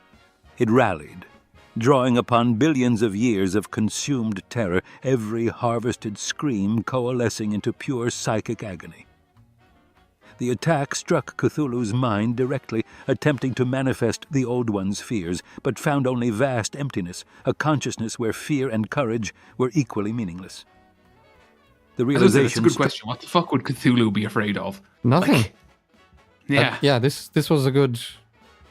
consciousness where fear and courage were equally meaningless. A good way to do that. Like, yeah, I think that's correct. Like, what the fuck would Cthulhu fear? Like, the realization struck. Cthulhu experienced no fear because Cthulhu was fear, the primal dread existing before consciousness could name it. Desperate, it fragmented into trillion separate horrors, diseases eating reality, paradoxes unmaking logic, temporal loops attempting infinite recursions. But Cthulhu spread its wings wider, and from between membranes poured the black seas of infinity, waters that dissolved not just matter, but concept itself. Its fragments were swept away like leaves, each screaming as ancient existence meant nothing before an entity that predated meaning. The deadlights flickered as it pulled together for one final gambit. Taking its spider form, IT launched at Cthulhu's center mass. IT. metamorphic legs piercing dimensions, the IT mandibles department dripping with venom of every poison that ever existed. Cthulhu caught the spider with tentacles that had crushed civilizations, holding it as it struggled and shapeshifted desperately. You consume because you hunger. I exist because existence demands it. The grip tightened, and it felt something it had inflicted on countless victims but never experienced. True, helpless terror. As tentacles constricted, IT tried every form: clown, leper, mummy, concepts without form, horrors existing only as ideas. Each transformation was crushed before manifesting, Cthulhu's grip absolute across every dimension. Your time ends, parasite. Cthulhu's mouth opened, revealing not teeth but absence beyond void, the original darkness before first light, primordial unbeing that would remain after the last star died. Words in languages predating sound poured forth, each syllable unmaking its essence at fundamental levels. The deadlights began changing color. Orange to red to purple to colors with no names because they existed outside possible light. It convulsed. Existence being rewritten by Cthulhu's invocation, transformed from predator into prey, from eternal hunger into final meal. With deliberate slowness, Cthulhu brought it toward that impossible mouth. Its final scream was every victim it had claimed, crying in unison, a symphony of terror echoing through dimensions. The great old one's maw closed around the deadlights, and absolute silence fell across realities as something existing since before Earth formed was slowly, methodically, inexorably consumed. Cthulhu's digestive process transcended anguish. It was being digested across every timeline it had ever existed, simultaneously experiencing non-existence from infinite perspectives. Every fear it had fed upon turned back, magnified by cosmic indifference. The entity that tormented Derry discovered true helplessness, becoming food for something that saw eons of existence as barely a morsel. The final moment came as Cthulhu's throat constricted, compressing its essence into a singularity of suffering before swallowing entirely. The deadlights winked out across every dimension, every timeline, every possible reality. The cosmic spider's web connecting it to feeding grounds dissolved into nothing, leaving only empty spaces where nightmares lived. Cthulhu remained momentarily, tentacles writhing in satisfaction. The great old one had not merely killed but unmade it, erased from cosmic order so thoroughly only Cthulhu would remember the deadlights existed. With reality sighing relief, Cthulhu folded back into its dimension, returning to Relier's slumber, dreaming of small satisfaction in removing persistent irritation from cosmos. The battlefield dissolved, stars rekindling where horror had reigned, and somewhere in Maine, children would sleep easier, never knowing their nightmares had been devoured by something infinitely worse. Yeah. I kind of expected that one as well. I would have been shocked if Cthulhu... Yeah, like, it's fucking Cthulhu. Yeah. You know, it is scary, but, like, it's fucking Cthulhu. Cthulhu is Cthulhu. Yeah. So we're gonna have Cthulhu versus Odin or Odium, which is gonna be interesting. Yeah, it's gonna be a fight.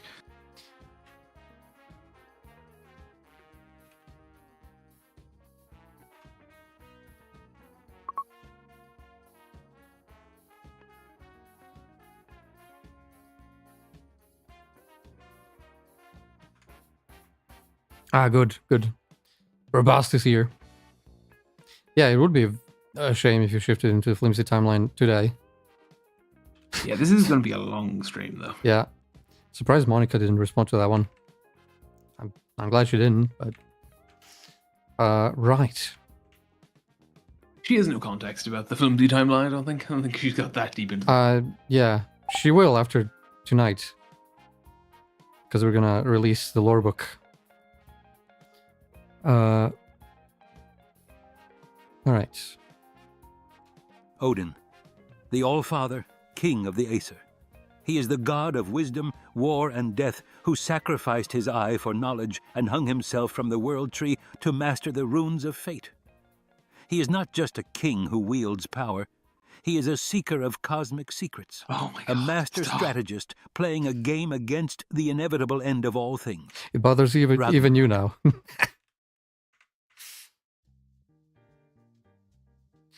And, Used not to, but now it's got to me. And Odin will be fighting Odium, and his opponent, a shard of Adonalsium, a fragment of creation's original god. He is not merely a god of hatred, he is the divine sentient concept of hatred itself. He is a being of pure, focused, cosmic passion, a god-king who has shattered other gods and whose ultimate goal is to become the sole reigning emotion in the universe.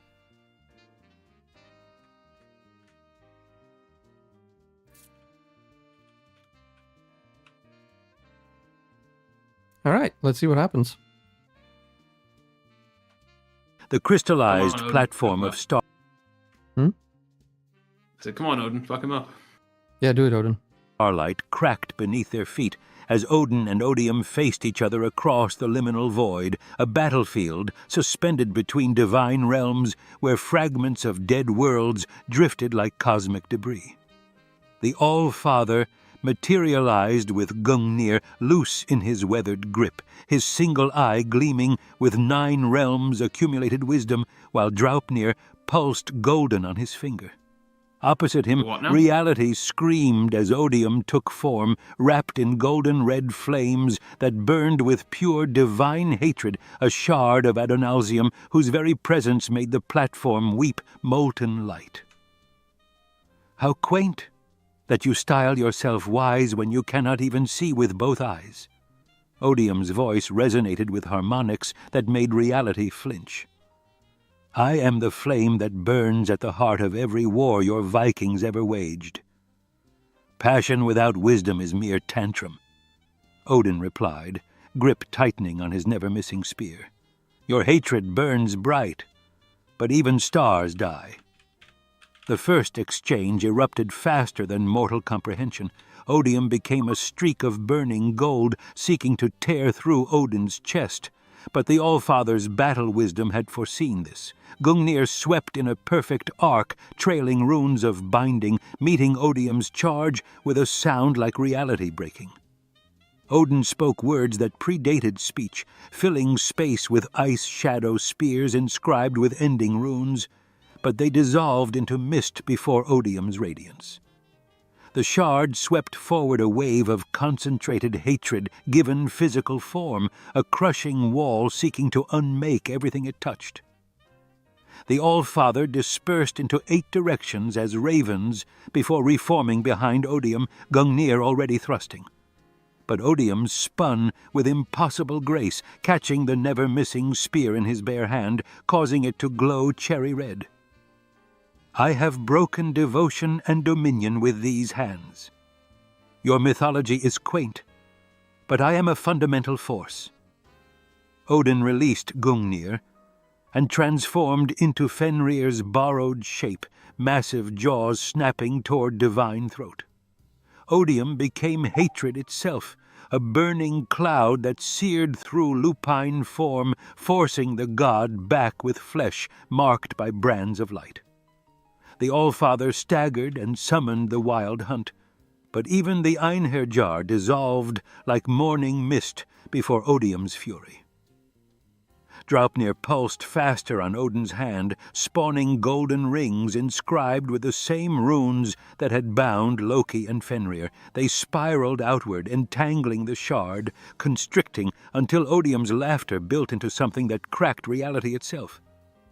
His form exploded outward, shattering the bindings into molten rain. In that moment of reformation, Odin carved primordial runes into reality. But yeah, we didn't get any buys this time. The tiny little adjustment to the prompt I made. Well, no, we got buys in the first round every time before. Yeah, true. We have none in the first round, but it could still happen. Who knows? It could, but looks like the tiny little modification to the prompt has maybe worked. I hope so. I do like it more when there's just one winner. With Gungnir's point weaving fate into a single truth. Here, in this moment, hatred dies. Odium paused, feeling destiny's weight conspiring against him. Any being bound by fate would have been doomed. But the shard smiled with burning cold teeth. Your greatest wisdom was earned through suffering. Let me show you suffering beyond comprehension. Odium reached into Odin's divine nature itself, grasping not flesh but concept. Where Odin embodied wisdom, knowledge, war, and death, Odium twisted these with pure hatred, wisdom becoming knowledge of every failure, war becoming the weight of every pointless death, mastery over death becoming fear of his own ending. The Allfather collapsed, clawing at his chest as his own nature turned poison, Gungnir falling from nerveless fingers. You sacrificed your eye for wisdom, Odium said, kneeling beside the writhing god. I am sacrifice, the sacrifice of love for hate, of peace for war, of creation for destruction. With deliberate cruelty, Odium placed his burning hand over Odin's remaining eye. The Allfather's struggles weakened as visions flooded through him. Asgard in flames, his sons destroyed, Yggdrasil reduced to ash, all his accumulated wisdom meaning nothing before absolute hatred. You wanted to see everything. Let me help you see the truth, that hatred conquers all. The sound Odin made as Odium's burning thumb pushed slowly through his remaining eye was neither scream nor whimper, but something worse. Absolute despair. Divine flesh yielded like mortal tissue, blood like liquid starlight pouring down as Odium's thumb went deeper, hatred literally burning through brain, destroying memories, unmaking thoughts, erasing wisdom from within. The Allfather's hands clutched weakly at Odium's wrist as the thumb went knuckle-deep, divine brain matter sizzling and popping from heat. Your ravens were thought and memory, Odium mused. How poetic that you die thoughtless and forgotten. Ooh, that was a good one. That was fucking that might be the best line so far. With a final push, Odium's entire hand burst through the back of Odin's skull in a spray of golden ichor and fragments of divine consciousness. The Allfather's body convulsed once, twice, then went still, held upright only by Odium's arm through his head like a grotesque puppet. The shard held him there, savoring a god's weight, before withdrawing his hand with a wet, sucking sound. Odin's body crumpled to crystallized ground, truly blind at last, wisdom pooling beneath him in cooling gold. Odium stood over the corpse, hand dripping with the Allfather's essence, smiling with satisfaction that transcended physical expression. Your sacrifice meant nothing. Your wisdom was insufficient. You were just another god who thought himself eternal, and I am the hatred that proves nothing is. The battlefield dissolved. Crystallized starlight cracking away into void, only Odium remained standing, the burning shard of divine hatred, wearing the Allfather's blood like a badge of honor, ready to carry his passion to whatever realm dared oppose him next. Well, shit. Not expect that. Yeah. Yeah, so that's round one, ladies and gentlemen. And judging by past history, now everything's going to speed up a lot. Yeah. gonna fire this up. And let's go through our round 2 matchups. We got Sargeras versus Talos. I don't know, man. This could... I don't know. I mean, Talos did beat, like, the force of creation in Arceus, so... I don't know. He could do it. Like, I feel like all of these could go either way. Yeah, it's impossible to predict these, I think. Aslan versus the God Emperor of Mankind. Now, this one, I'm sorry, Shane, but I think Aslan is gonna... Like, I think Aslan's gonna fuck him up. You know, Jesus versus a dude who's, like, really strong and everything, but still, you know. Yeah. And then Unicron versus Phoenix Force, of course. Now, this one, who knows? Phoenix Force has beaten him before, but that doesn't necessarily mean much.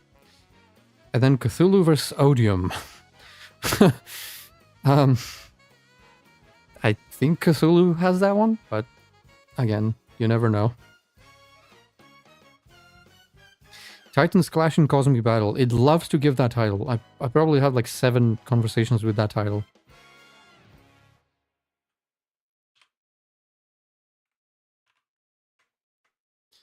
But yeah, let's see Sargeras versus Talos. The void shimmered as 2 titans emerged into a crystalline arena floating in liquid starlight. Sargeras, the dark titan, materialized with a molten bronze skin radiating feel heat that warped space itself. Across from him, Talos manifested as living storm, his brass automaton form crackling with divine lightning, the god of conquest whose essence demanded eternal war. "You reek of purpose," Talos rumbled, voice like thunder over battlefields. "I destroy because destruction is divinity." Holy shit! Another sock line. Okay. Destruction is divinity. No, but the delivery too. Like, holy fuck, man. Yup, he put some force into that. Sargeras' laugh shook reality. "I have burned galaxies to prevent the void's corruption. Your primitive godhood amuses me." They moved simultaneously. Goribal, Sargeras' massive blade, descended in an arc that split dimensions. Talos caught the sword between his palms with a thunderclap that shattered distant time mountains. The storm crown twisted, redirecting the blade while driving his knee into Sargeras' midsection. A blow that would have shattered continents barely shifted the Dark Titan. Sargeras' backhand sent Talos skidding across the platform, leaving crystal gouges. Talos rose and thrust both hands forward, unleashing lightning that had toppled empires. The divine electricity struck Sargeras full chest, driving him back 3 steps, his first yielded ground in millennia. The Dark Titan summoned fell meteors in response, each containing civilization-ending force. Talos weathered the bombardment like a mountain endures rain, charging through as his form became more elemental, a living tempest wearing a god's shape. Their collision split the arena in half. Goribal met lightning-wreathed fists in a dance lasting seconds and eternities. Sargeras' tactical genius emerged as he recognized patterns in Talos' rage-fueled assault, brutal and direct, but ultimately predictable. A feint drew Talos' guard high. Sargeras' free hand plunged into the god's chest, fell flame burning through divine brass like acid through metal. Talos roared, birthing hurricanes in distant realities, and shattered Sargeras' arm at the elbow with both fists. They separated, both wounded, but unfinished. Sargeras' arm reformed from fell fire and molten bronze, while Talos' chest wound leaked liquid lightning. "I am the ending," Sargeras declared, Goribal pulsing with increasing intensity. "When your crusade is forgotten, Ash, conflict will remain. I will remain." Talos spread his arms wide, storm clouds filling the dimension. "Let me show you how gods die." The battle transcended physical combat. Talos unleashed the collective rage of every war ever fought. Sargeras countered with the despair of 10,000 dying worlds. Their wills clashed in dimensions beyond material, each trying to break the other's essence. Talos became the storm entire, his form flickering between solid brass and pure elemental fury, strikes coming from every angle simultaneously. Sargeras moved with calculated precision through the assault, each movement deliberate. Where Talos was the hurricane, Sargeras was the eye, calm, patient, inevitable. The turning point came when Talos, drunk on divine wrath, overextended on a reality-deleting haymaker. Sargeras flowed around the attack like liquid destruction, and Goribal severed Talos's left arm at the shoulder. The limb fell, transforming into a thundercloud before hitting ground. For the first time, uncertainty crept into Talos's brass features. He was war incarnate. But Sargeras was annihilation with purpose, destruction refined through eons. "Your mistake was believing war and destruction are the same," Sargeras advanced with terrible calm. "War is chaos. Destruction is precision." Talos summoned every storm that had ever been or would be. Lightning bolts the size of star systems crashed down upon Sargeras, who walked through them, slowing but never stopping, his bronze skin cracking and reforming with each strike. When they met finally, Talos fought with a god feeling mortality's approach. His remaining fist struck with concept-cracking force, but Sargeras had been planning this moment since their first exchange. Goribal swept low, forcing Talos to leap. Mid-air, without leverage, the storm crown tried to become lightning itself, but Sargeras's hand closed around his throat. Before transformation could complete, fell corruption racing through divine brass like poison through veins. "You were magnificent," Sargeras admitted, pulling the struggling god close. "But magnificence alone cannot stand against purpose given form." The finishing blow came with artistic brutality. Sargeras drove his hand into the earlier wound, fingers closing around what passed for Talos's heart, a sphere of condensed storm fury containing the god's divine essence. Talos's eyes widened as Sargeras began to squeeze, fell corruption spreading through his core like cancer through flesh. "Feel it," Sargeras whispered, his face inches from Talos's. "Feel your storms become silent. Your wars become peace. Your eternal conflict becoming nothing." The sphere cracked. Talos tried to speak, to roar defiance, but only static emerged from his throat. Lightning flickered and died in his eyes as Sargeras continued to squeeze, savoring the moment when divine arrogance transformed into mortal terror. With a final, decisive crush, Sargeras shattered Talos's heart completely. The god's form began dissolving, not into storm clouds, but into simple brass dust. But the Dark Titan wasn't finished. He grabbed Talos's head with both hands, felt fire racing through his fingers, and began to pull. The sound was indescribable. Metal screaming, thunder dying, divinity tearing. Talos's head came free with a wet crack of divine sinew. His body collapsed into scattered armor pieces that dissolved into rust before hitting ground. Sargeras held the head aloft, fell fire consuming it slowly, savoring those storm-filled eyes going dark forever. "Your eternal war has ended," Sargeras declared to the dying god. "And ending, as always, belongs to me." He crushed the head between his palms, brass and lightning exploding outward in a final death cry that echoed across dimensions. Where Talos had stood, only scorched crystal remained, still crackling with impotent static. Sargeras stood alone, Goribald planted in the crystal platform like a monument to inevitability. The liquid starlight had turned dark, infected by fell corruption that would spread until this entire pocket of reality ceased to exist. The Dark Titan walked toward the dimensional threshold, leaving behind the fading echo of thunder that would never sound again. All right. My boy Sargeras is through to the semifinals. I feel like Talos got a bit shortchanged there. Shortchanged, yeah. He got absolutely stomped. He didn't even get to use shouts or anything. Like, it's a bit unfair, but Chronicler as well. It's the Chronicler.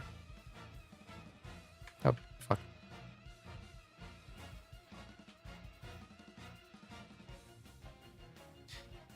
Right, your candidate is next, but he's up against Aslan, so... Yeah. I apologize, but I don't see this going well for you.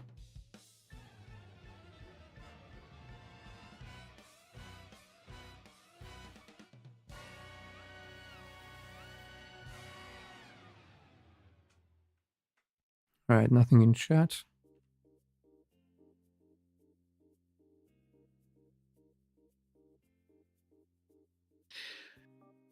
Assuming the God Emperor unfortunately perishes, it's looking like the giveaway is between Phil and Boss. So instead of rolling a dice, you want to put it on who wins the fight.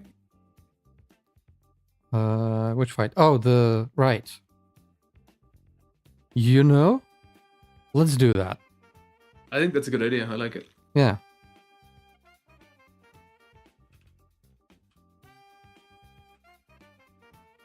The golden throne room materialized between realities, neither Narnia nor Terra, but a liminal space where divine wills could clash unbound.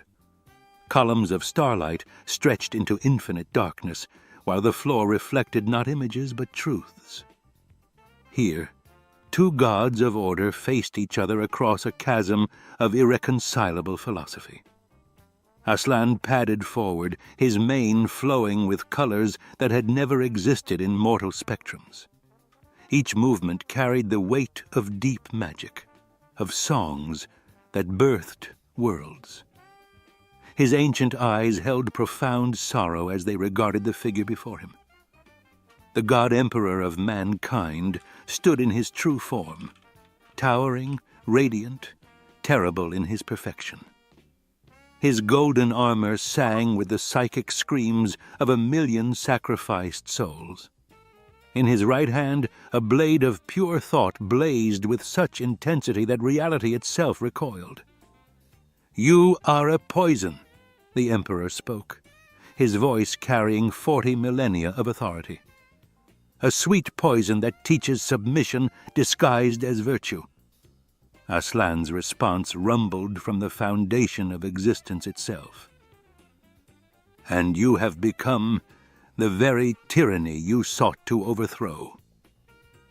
The Emperor struck first, his psychic blade carving reality apart as it swept toward the lion's neck, a strike that had decapitated demon princes. But Aslan breathed the first wind that ever was, and the blade's killing edge dissolved into motes of light that reformed, screaming, back into the Emperor's hand. Their clash shook creation's pillars. The Emperor's psychic might manifested as continental shattering... Psychic. Might. Yeah, a bit of a weird gap there. ...bolts of golden... as well. Just pauses randomly. Which? The 11 Labs Oh. likes to do that on occasion, just pause for a second. Fire. Aslan moved through them like water through water, his presence rewriting the laws governing energy and matter. Wait. Water through water? It's really track. All right. Where the Emperor imposed through domination, Aslan simply was, and reality bent to accommodate that being.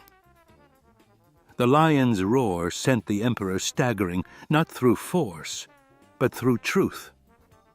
Every compromise, every child fed to the Golden Throne reflected back in a sound that predated language.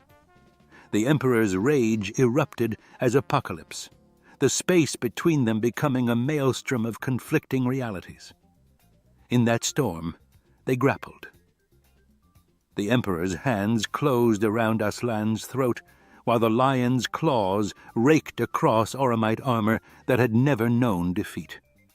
They rolled through dimensions, crashing through the moment of Horus's betrayal, through the stone tables breaking, through the heat death of unborn stars.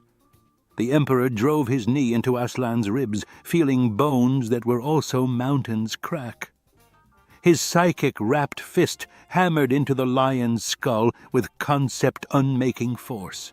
Blood, like liquid starlight, spattered across the Emperor's armor, hissing on contact. Yet Aslan endured through inexorable existence that made damage almost irrelevant. The lion's jaws found the Emperor's shoulder, teeth that had sung worlds into being, tearing through Dark Age armor. The Emperor roared, pure psychic anguish that killed distant star systems. He grabbed Aslan's mane with both hands, muscles that had wrestled void dragons, straining against fur. What now? A void dragon is a creature from that the Emperor killed, I think. Oh, shit. I think canonically, like, the Emperor was Saint George, and that dragon was a void dragon. Wait, what? Yeah, they do a lot of that. Like, canonically, Alexander.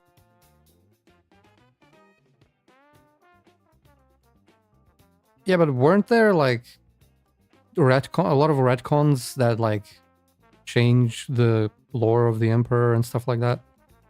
Yeah. So, like, what's the current canon? Yeah, I don't know. I think that's correct. The retcons were all to, like, his birth. There's, like, 4 or 5 different versions that came to be. Like, there's one. Let's not get into it. Actually, yeah, we don't have time. But I think that's canon. He was canonically Alexander the Great, who killed whatever that is, containing every sun's warmth. They separated, both wounded. The Emperor's left arm hung useless, golden ichor streaming from wounds deeper than flesh. Aslan's breathing came ragged, his right eye swollen shut, his form marred by burns revealing cosmic framework beneath. "Your mercy would see humanity extinct," the Emperor gasped, voice finally showing strain. "And your salvation has become damnation," Aslan replied, blood darkening his mane. "You have made yourself into the very god you taught them not to need." The final exchange came with Revelation's violence.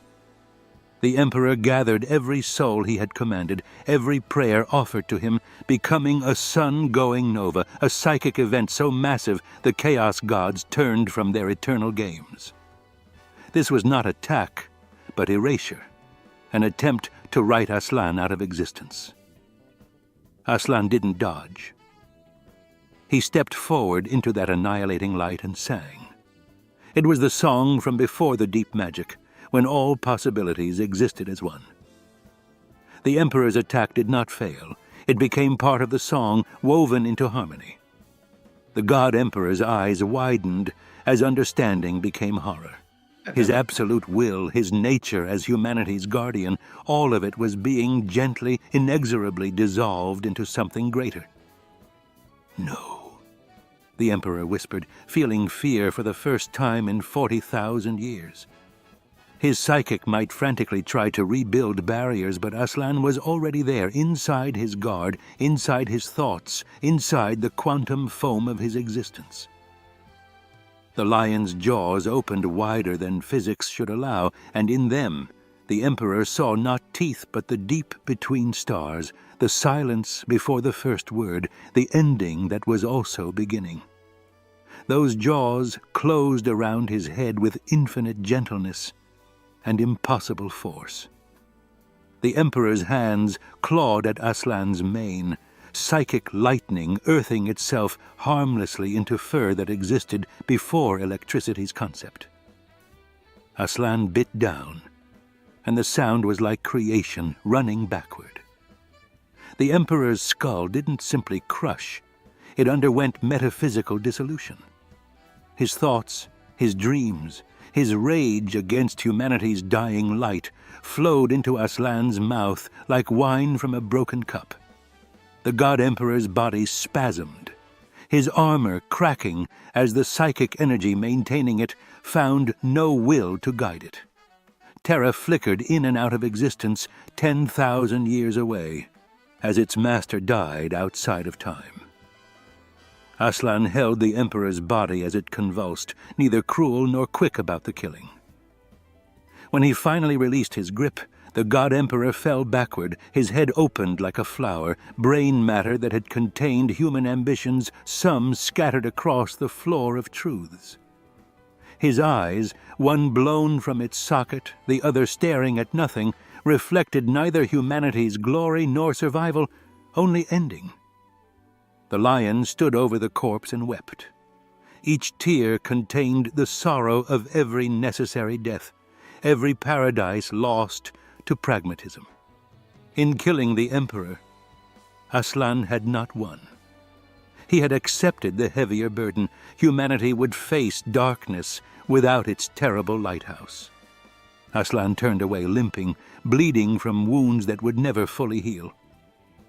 Behind him, the God Emperor's last breath escaped his ruined skull, carrying the psychic death scream that would reach Terra in 10,000 years, bringing either humanity's doom or its first chance at freedom from its own savior.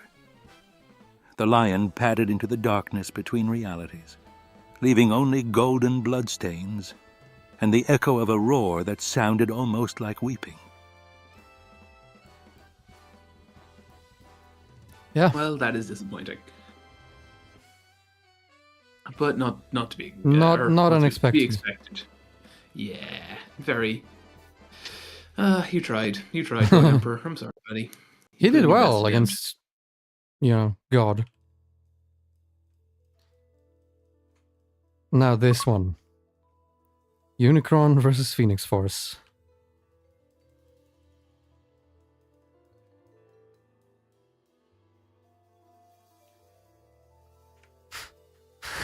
Rip Corpse Emperor, humanity will not be missed. Are you not a human?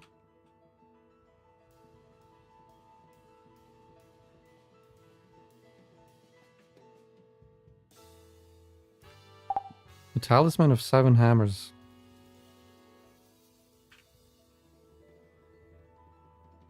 If Emperor dies, the throne in Terra blows up? Wait, why? Is that true? I don't think that's true. That seems so weird. It could be. But like... Who installed it, that though? That makes no fucking logical sense. Yeah, why would the Emperor did that? That makes no sense. Like, if they... why would the Emperor do that? Fucking... Yeah, like, oh, I died? Well, fuck you, then. Fuck the rest of you. You don't get to be happy. Fuck you. Like, his whole plan was to eventually just not be a part of things and let humanity...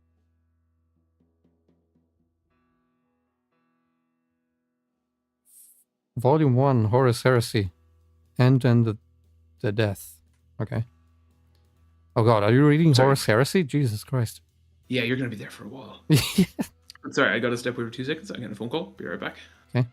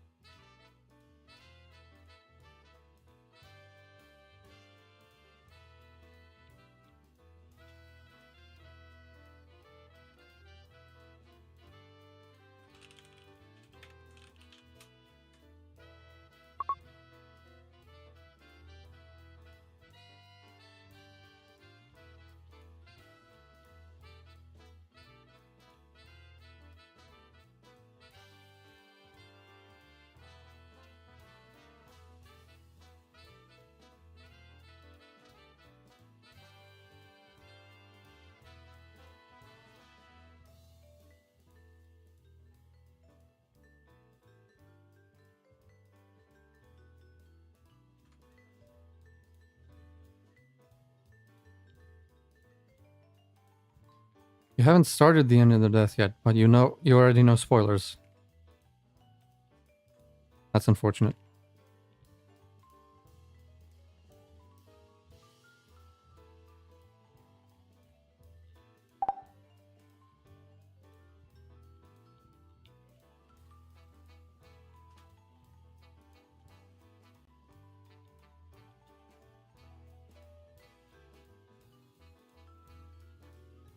Sorry about that, I'm back. Oh, wow, okay.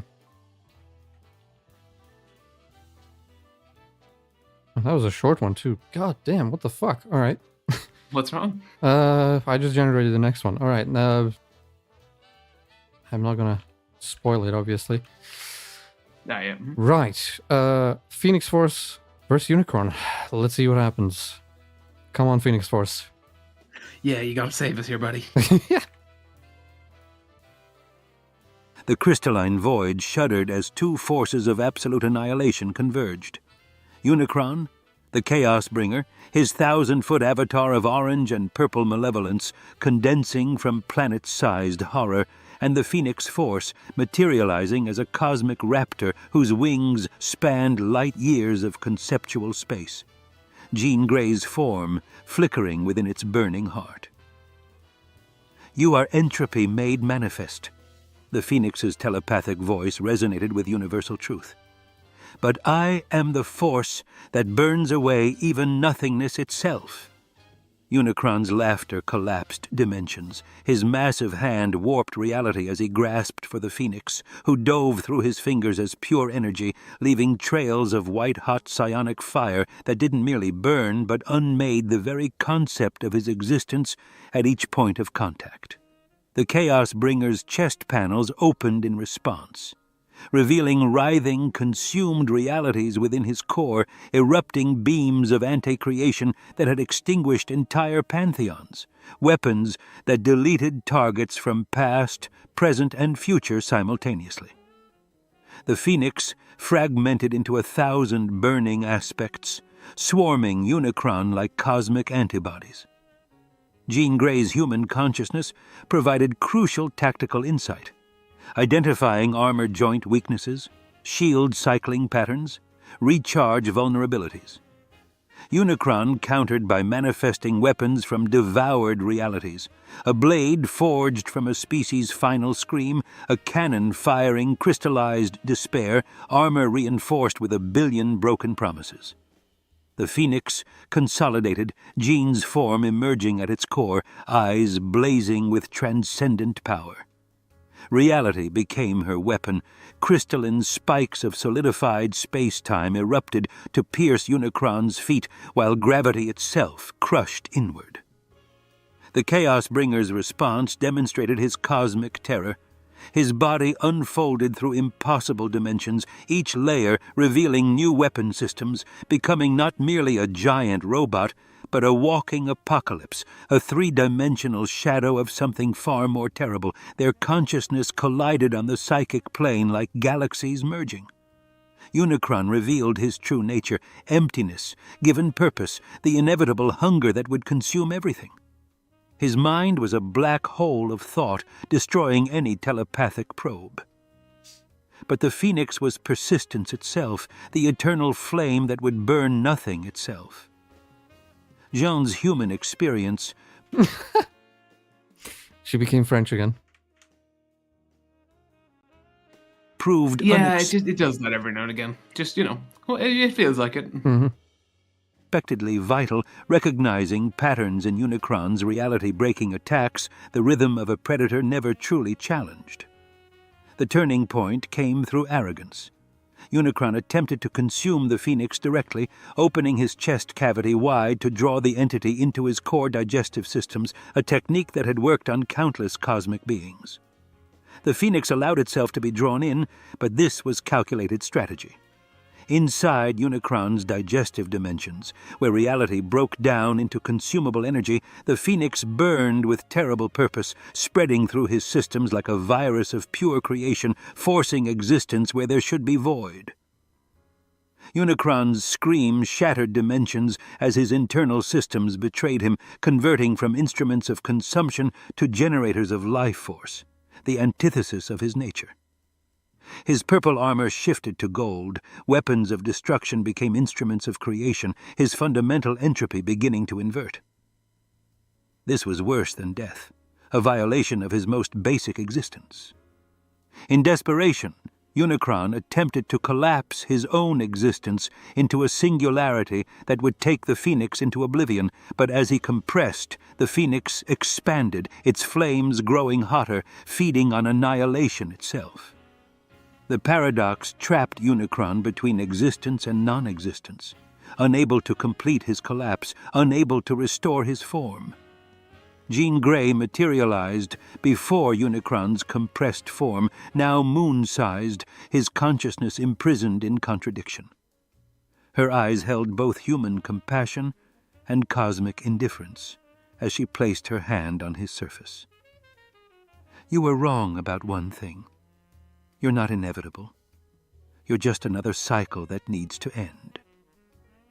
The Phoenix Force erupted from within Unicron, with the brightness of creation itself.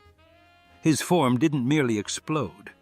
It was rewritten, transformed from the concept of ending into the concept of beginning. Every atom of his being became a seed of new creation, scattered across dimensions to grow into new realities. His consciousness, that ancient hunger that had devoured so much, was split into infinite fragments, each one purified by Phoenix fire into something that would nurture rather than consume. The final moment held terrible understanding. Unicron's last coherent thought grasped the cruelest fate imaginable. The Phoenix hadn't simply destroyed him, but transformed him into his opposite, scattered his being across reality as creative force rather than destructive hunger, to exist forever as everything he had spent eternity trying to destroy. Jean Grey stood alone on the crystalline battlefield, the Phoenix Force settling around her like a cloak of stars. Where Unicron had been, new galaxies were already forming from his transformed essence, each one a testament to the Phoenix's ultimate victory. She had faced entropy itself and proved that even the most fundamental forces of destruction could be transformed. That ending and beginning were simply different faces of the same cosmic truth.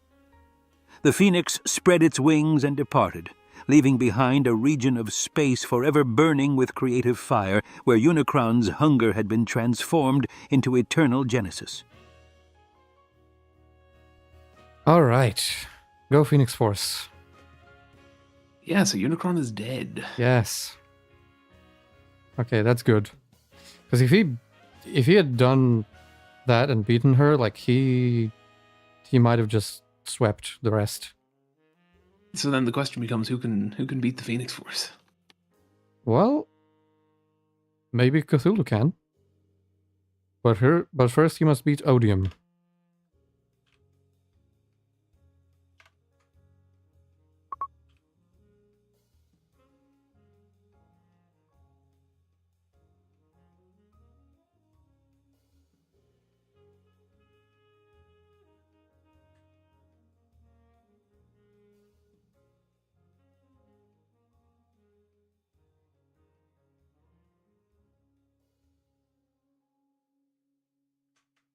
Okay, no chat. Philip just refuses to engage Monica, I've noticed.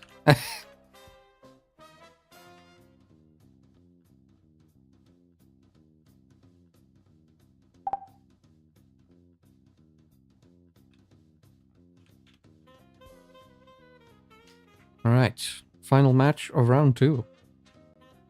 All right, let's do this. The this. void between realities stretched infinite and hostile, where two entities of unfathomable power converged. Cthulhu rose from dimensions that predated thought, his mountainous form a blasphemy of tentacles thick as redwoods writhing beneath star death eyes. Across from him materialized Odium, the shard of Adonalsium, God's own hatred given form, his essence a crimson storm of divine wrath that burned reality's edges black. Their minds clashed first. Cthulhu's psychic devastation, vast as dying galaxies, would have reduced civilizations to gibbering ruins. But Odium met it with focused god-killer malice, his hatred so pure it crystallized space into jagged shards of rage. The Old One's telepathy found Odium's deepest fury, eternal rage at being bound, fragmented, incomplete. Yet where lesser beings would crumble, Odium transformed pain into weapon-grade fury. "You are ancient." Odium's voice resonated through dimensions. "But I am eternal. You slumber and dream. I am the waking nightmare of gods." Reality bent as Cthulhu surged forward, tentacles splitting into fractal patterns that violated three-dimensional space. Each appendage carried eons of weight, striking with collapsing star force. Odium's form shifted, becoming less physical, a living tempest of divine hatred that burned through grasping flesh. Where the shard touched, even otherworldly matter dissolved, atoms screaming as pure emotion unmade them. Cthulhu drew upon powers dormant since before stars ignited. His form phased between dimensions, here corporeal, there shadow, elsewhere a concept murdering sanity. His assault became omnidirectional, tentacles emerging from wounds in space-time itself. But Odium had killed shards before.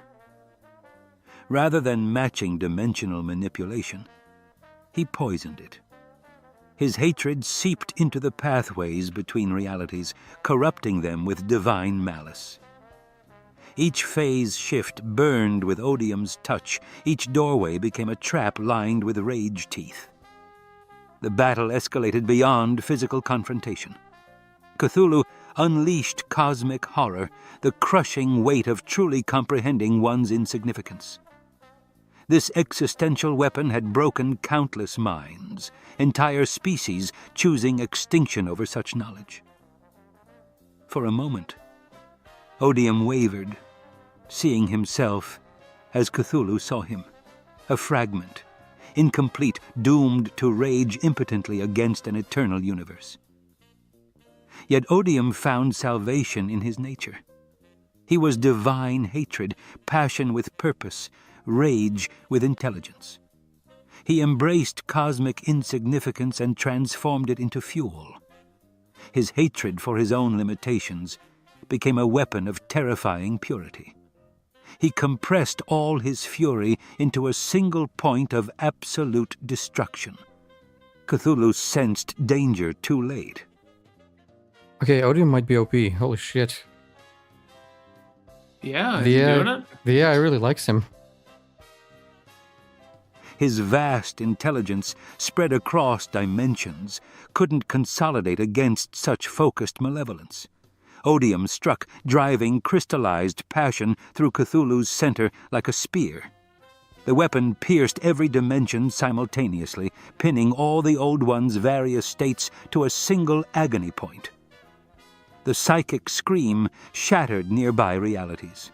Tentacles thrashed desperately as Odium's hatred ate through alien essence like acid through flesh. The shard pressed deeper, pouring himself into the wound, divine nature overwhelming otherworldly biology. Cthulhu attempted one final gambit, dragging Odium into non-existence before existence. But Odium expanded his hatred into those very spaces until nowhere remained that didn't burn with his touch. The end came with brutal artistry. Odium seized control of Cthulhu's own tentacles through the divine hatred now coursing through the Old One's form. With deliberate cruelty, he forced them to turn inward, to pierce through their master's body from within. One by one, the massive appendages burst through Cthulhu's flesh, creating a grotesque flower of self-destruction. The Old One's eyes, those windows to cosmic madness, began to bubble and burst as Odium's essence boiled them from within. Ancient ocular fluid mixed with liquefied brain matter as the heat increased. the very proteins that comprised thought itself denaturing into streaming rivers of dissolved consciousness. With surgical precision, Odium compressed Cthulhu's massive form, folding space to crush the old one ever smaller. The tentacles continued their involuntary self-mutilation even as they compressed, writhing serpents devouring themselves in an ever-tightening spiral. Each tendril punched through another section of flesh, the wet sounds of ripping meat echoing across dimensions as cartilage snapped and otherworldly bones splintered into their own organs. Cthulhu's psychic presence fragmented like a mirror struck by a hammer, each shard screaming in different dimensions as Odium methodically hunted and extinguished them. The final moment stretched into eternity. Odium held Cthulhu compressed to the size of a human heart. All that cosmic horror reduced to a pulsing, dying thing. The compression had forced tentacles through the old one's own brainstem, neural tissue threading through punctured organs in a macabre weave. Blood that violated the spectrum leaked from every self-inflicted wound, each drop containing the screaming essence of a dying god. You are a god of madness and dreams. I am the god of endings. Odium crushed his fist closed. The compressed form imploded with wet finality, flesh collapsing through flesh as bones pierced organs that pierced other organs in a cascade of anatomical destruction. The singularity of dead flesh immediately began to rot across every dimension simultaneously. Decomposition accelerated to seconds what should have taken eons. Putrefaction spread outward in waves, skin sloughing off in sheets, muscle fibers unraveling like rope, the very DNA unwinding as existence itself forgot Cthulhu had ever been. Odium stood alone in the wounded void, reality slowly healing, though scars remained where gods had burned too hot for existence to fully recover. Where Cthulhu had been, only a stain remained.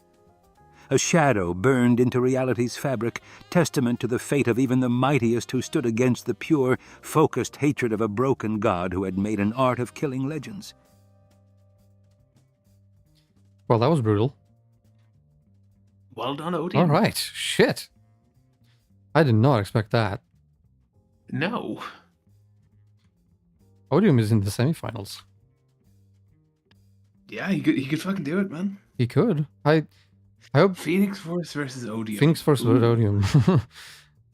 I'm rooting for Sargeras, but he has to be he has to beat Aslan, so that's a bit difficult. He's got a tough one. Aslan versus Odium would be a very interesting final. Yeah. Yeah, Philip, why don't you talk to your friend, says Robust. You don't know what that reference is, Shane. No?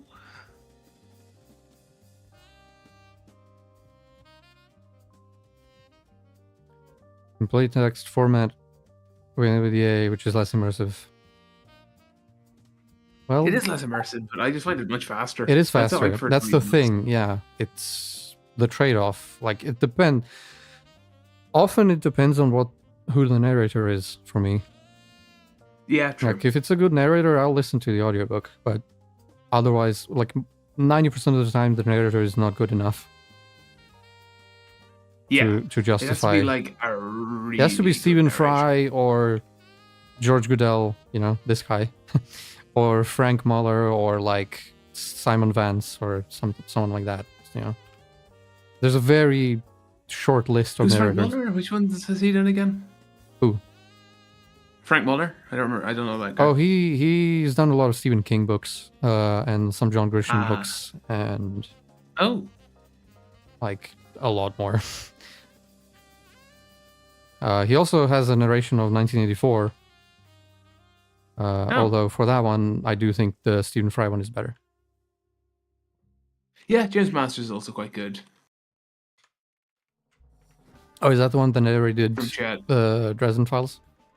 Yeah, he's good. The microphone they gave him is dog shit, which is why kind of had to stop listening to those books after a while. The mic just was so bad. Is it like, bad? It's not that bad. It just bugged me.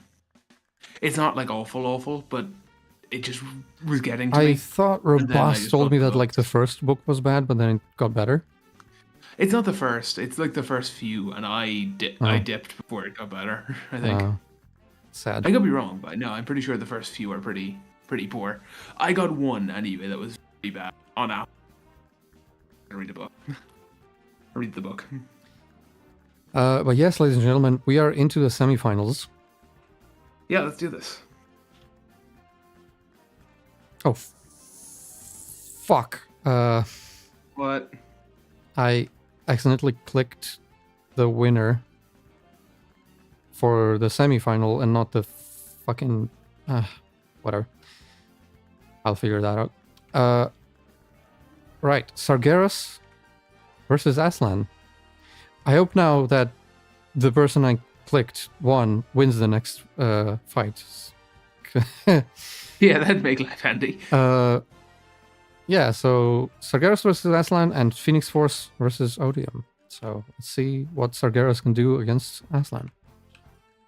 Let's go, Sargeras. You can do this. I believe in you. The crystalline expanse materialized between dimensions, its faceted ground reflecting infinite realities while dying galaxies wheeled overhead. Sargeras arrived first, bronze skin cracked with fellfire rivers, Goribal singing discordantly in his grasp. When Aslan padded forth through the mists, golden mane creating its own radiance, even the dark Titan paused. Here was not another pretender god, but something older, more dangerous. "The self-righteous cat comes at last," Sargeras growled, voice like civilizations collapsing. "I have broken pantheons and reduced realities to ash. You speak of breaking. Yet you yourself are the most broken," Aslan rumbled, the sound carrying creation's first roar.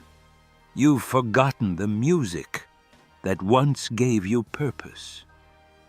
Fellfire erupted from the Titan in waves. "My purpose is clarity, to burn away existence before the void claims all. Mercy born of despair is merely cruelty wearing a mask." Sargeras struck with continental force, Goribal carving wounds in reality itself. Aslan flowed around the blade like water, shifting between solid and ethereal states before his... Like water through water? Apparently, yeah. He does that.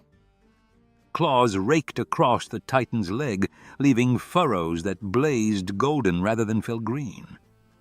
The Titan hurled a sphere of concentrated annihilation. The lion's roar met it mid-flight, golden waves crashing against green flame until reality simply ceased where they collided. Before the first star there was the song. Aslan's mane blazed brighter, each hair becoming a thread of creation. And I am its voice. His roar carried harmonics that predated matter, making the crystalline ground resonate in harmony. Sargeras staggered, his essence rebelling against memories of what he'd been before the burning. With absolute conviction, he... Motherfucker. The other person won. Oh, fuck. Okay, I'm gonna have to vibe code something tomorrow then. Shit. Did you just go in and edit it? Could you not just change the database? It's not a database, it's in local storage, which I guess I could technically. Yeah, just edit the whatever the storage is. Yeah. Plunged Goribal into the ground, channeling fellfire in a nova that would consume star systems. When the flames cleared, Aslan stood unchanged, though flickering at the edges.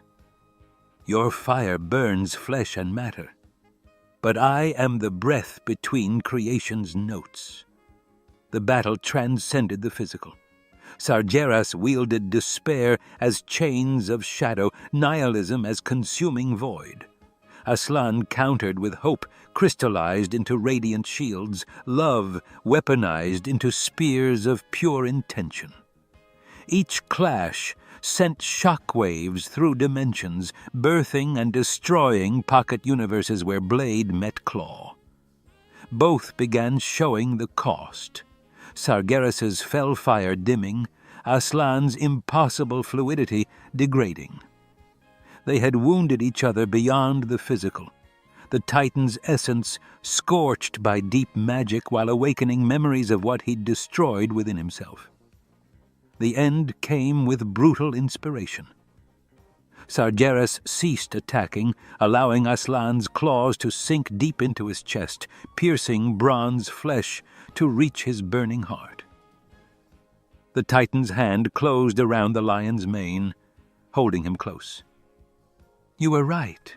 I am broken," Sargeras whispered with strange peace. That was Broken a very interesting delivery. To do what must be done. The Titan began collapsing inward, converting his entire being into pure entropic force, transforming his death into a weapon that would consume them both. Aslan realized, too late, his roar shifting from battle cry to a song of binding and sacrifice. Golden light erupted as he poured everything into containing Sargeras' self-destruction. For an eternal moment they hung in balance, destruction and creation, entropy and order. Then Aslan's light faltered.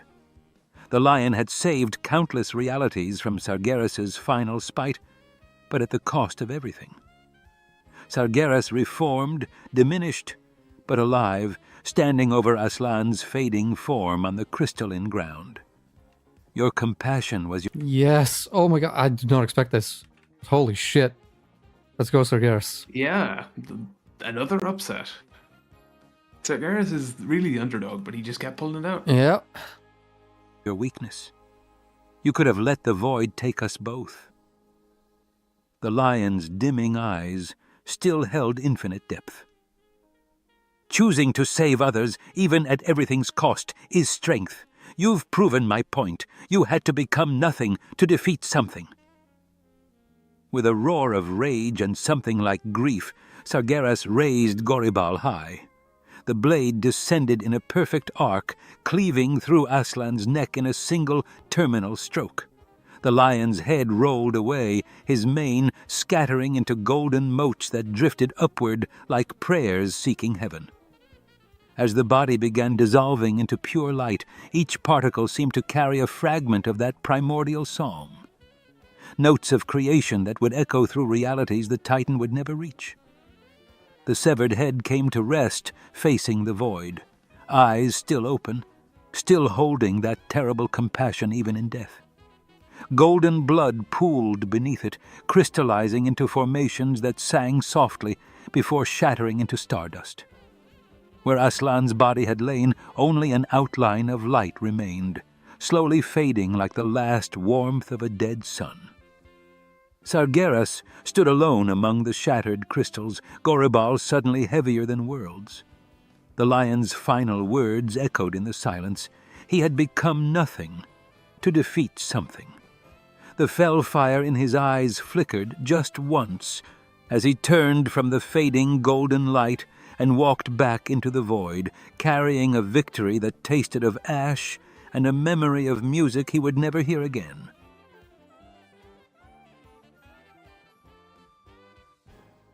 Well done, All right, Sargeras. and we got our first finalist.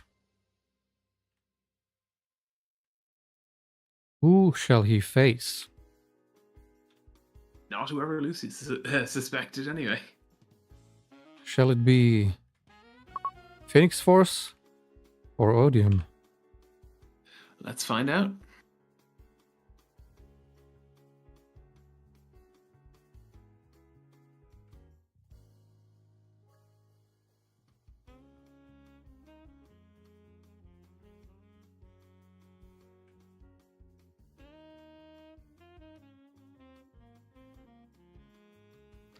What was the foreshadowing comment? I love the random Yeah, I'm not comments in chat sure. where it's just one word. Foreshadowing. It's like, what? it probably made sense at the exact second. Yeah, like that's the thing. We don't read it, synchronously. Right. Oh, this summary title actually spoiled the winner. I mean, I know who it is. But... All right. Final semi-final match. So we've only got 2 more left, and then, of course, maybe something else. We'll see. Yeah.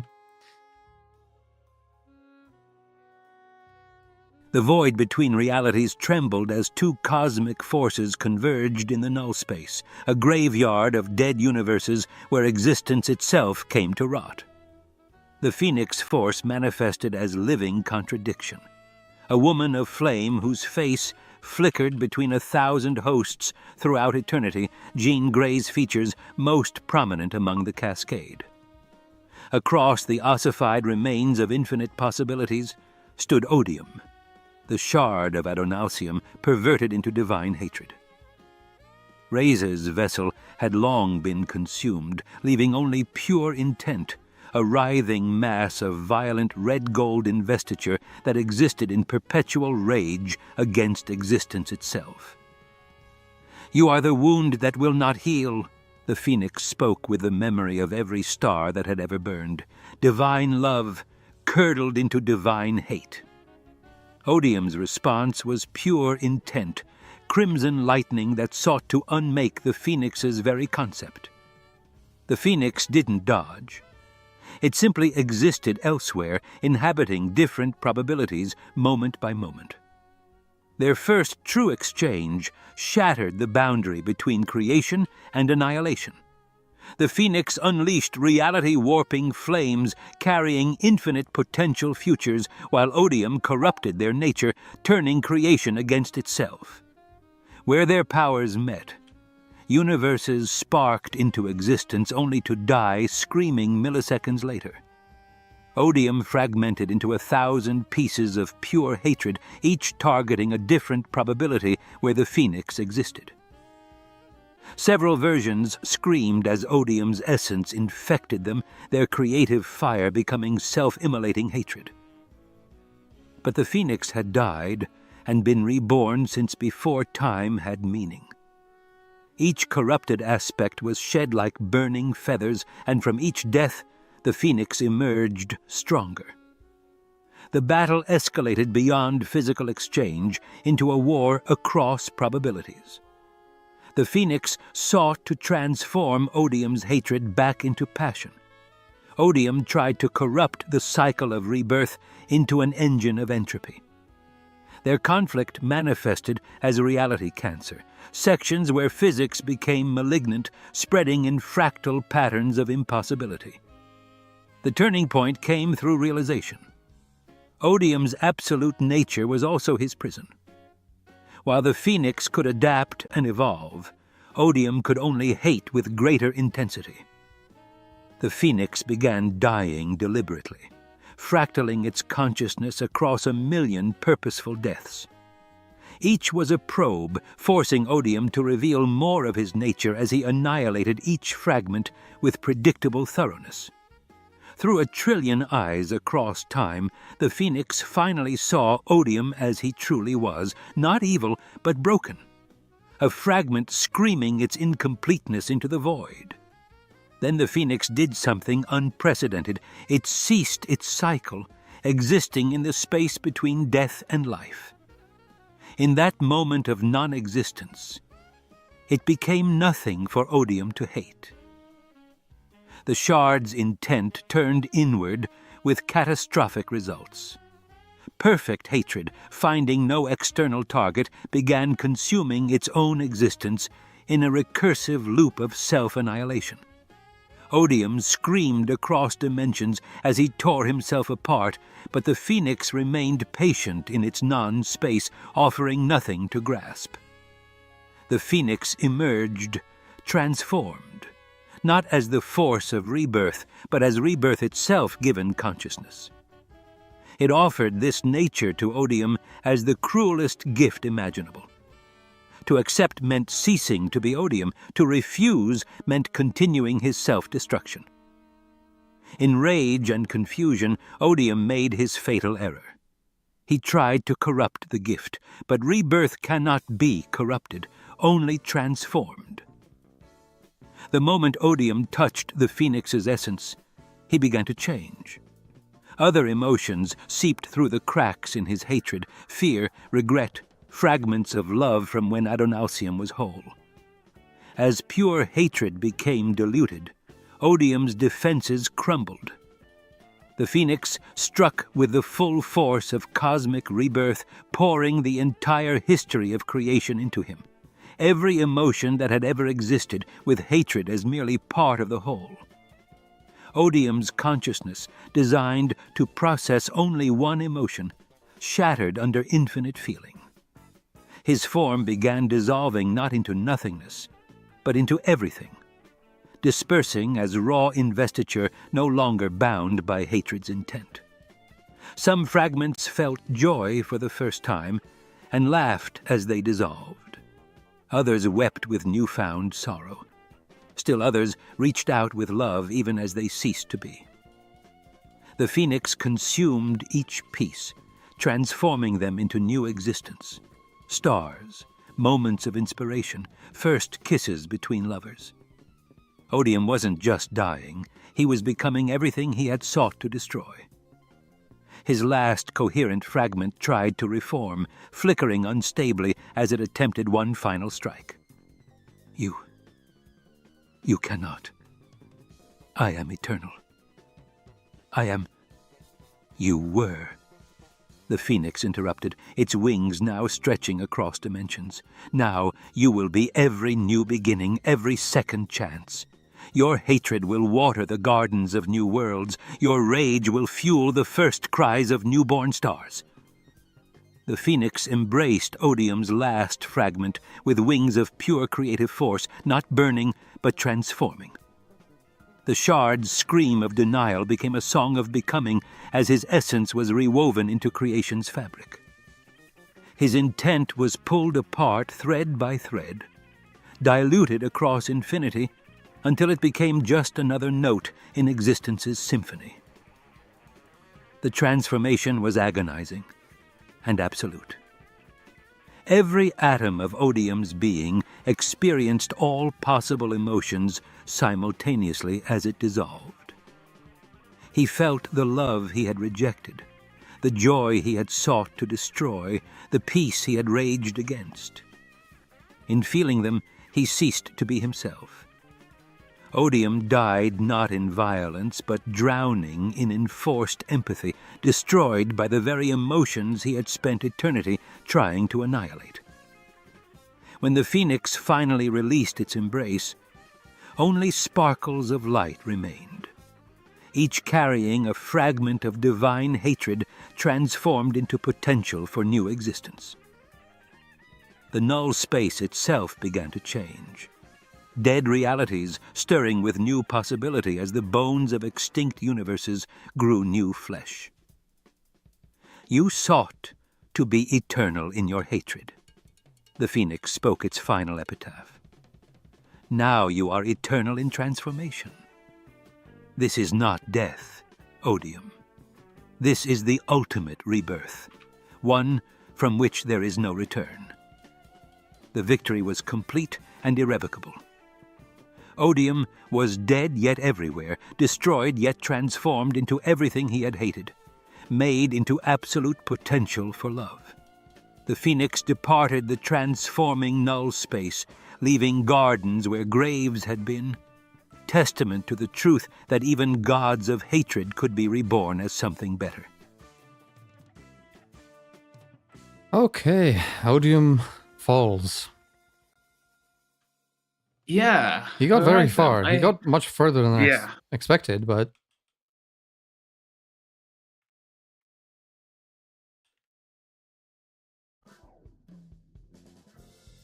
What? I like her vague response. Like, oh yeah, I can't believe how they use their abilities. It was so cool. Like, shut up. You don't know.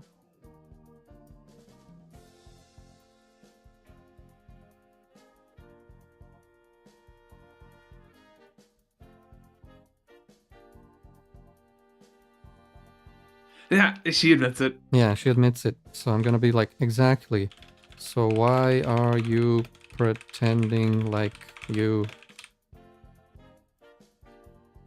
know what's going on?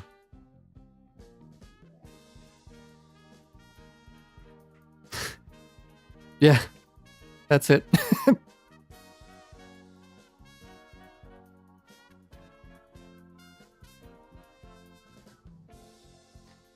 Fuck it. Right. We have our final, ladies and gentlemen. Yeah, let's fucking do this. Sargeras versus Phoenix Force. I'm hoping Sargeras wins, but I won't be mad if Phoenix Force wins. It's not like last time where if Green Lantern won, I would have fucking flipped the table. This time, I'm okay with either. Yeah, either of these deserve it. The void between realities trembled as two forces beyond mortal comprehension converged upon a plane that existed outside the constraints of any single universe, a crystalline expanse of frozen space-time where shattered fragments of dead cosmos drifted like islands in an endless sea of possibility. Here, where the laws of physics bent and reformed with each passing moment, the fallen Titan materialized first, his molten form casting waves of fell fire across dimensions that had never known light. Sargeras stood 10,000 feet tall, his body a monument to destruction incarnate. Bronze skin cracked with veins of fell fire that leaked the screaming essence of 1 billion consumed worlds. His eyes blazed with the green fury of the Burning Legion's purpose, to scour all creation before the Void Lords could corrupt it. The broken world of Mardom still hung from his hip, and Gorobal, his dark blade, hummed with the death songs of pantheons. Just casually hanging a world from your hip. Yeah, okay. Yeah, That's ornament. That's Sargeras. So some people have jewelry. That's what he does. Some people have worlds. He has planets. Really. Yeah. Yeah. He had come here following whispers of a force that threatened his grand design, something that dared to embody creation and destruction in equal measure. The Phoenix Force arrived as it always did, first as a concept, then as heat, then as overwhelming presence. Reality buckled and reformed as the cosmic raptor took shape, its wings spanning galaxies, its body composed of stellar fire and the fundamental energy that sparked life into being at the universe's birth. This was the nexus of all psionic energy, the guardian of evolution, the destroyer and creator wound into one eternal cycle. Jean Grey's echo resided within its core, but here, in this place between places, the Phoenix wore no mortal vessel. It manifested in its truest, most terrible form. "You are the cancer I was warned about," Sargeras rumbled, his voice shattering nearby reality fragments into powder. "A force that pretends at balance while enabling the very chaos that will doom all existence." The Phoenix's response came as pure psychic resonance that would have liquefied mortal minds. "I am the fire that burns away what must end, so that what must begin can flourish. You are the blind surgeon who would kill the patient to cure the disease." Sargeras moved with speed that defied his titanic size, Gorobal carving through dimensional barriers as he brought it down in an arc that had cleaved planets in half. The Phoenix Force dispersed into 1,000 burning fragments, each one a miniature sun, before reforming behind him. Its talons, forged from the death throes of galaxies, raked across his back, leaving gouges that wept corrupted feel blood into the void. Feel again. Yeah. Feel, fell, same difference. Same thing. The Titan spun, his free hand gathering feel energy that had been accumulating for eons. It's doing it a lot now. And released it in a torrent that would have reduced entire star systems to ash. The Phoenix Force met it with cosmic fire drawn from the first moment of creation, and where the two forces met, new universes sparked into existence only to die in their infancy. Sargeras pressed forward through the conflagration, his will absolute, his purpose unwavering. He had destroyed his own kin for this mission. The Phoenix was merely another obstacle. But the Phoenix Force held memories older than the Titans themselves. It remembered when Sargeras had been the defender, before his madness, before his fall. These memories it weaponized, projecting them directly into the Titan's consciousness. That is, by definition, Visions not of older than the Agramar's Titans. tears as Just, Sargeras... put that out there. Huh? It said the Phoenix Force had memories older than the Titans, and then said it Sargeras defender. Yo, That why are is you not older than the Titans? why are you doing that? Doing what? It's like breaking off some words. Oh, that's weird. I shouldn't be. Maybe it's the gate or something? It shouldn't be. I don't know. Maybe? It doesn't work like that. Huh. I don't know. Is it It's still okay doing it? now. Maybe I was just too far. Look at that. Too far from the microphone or something. Maybe.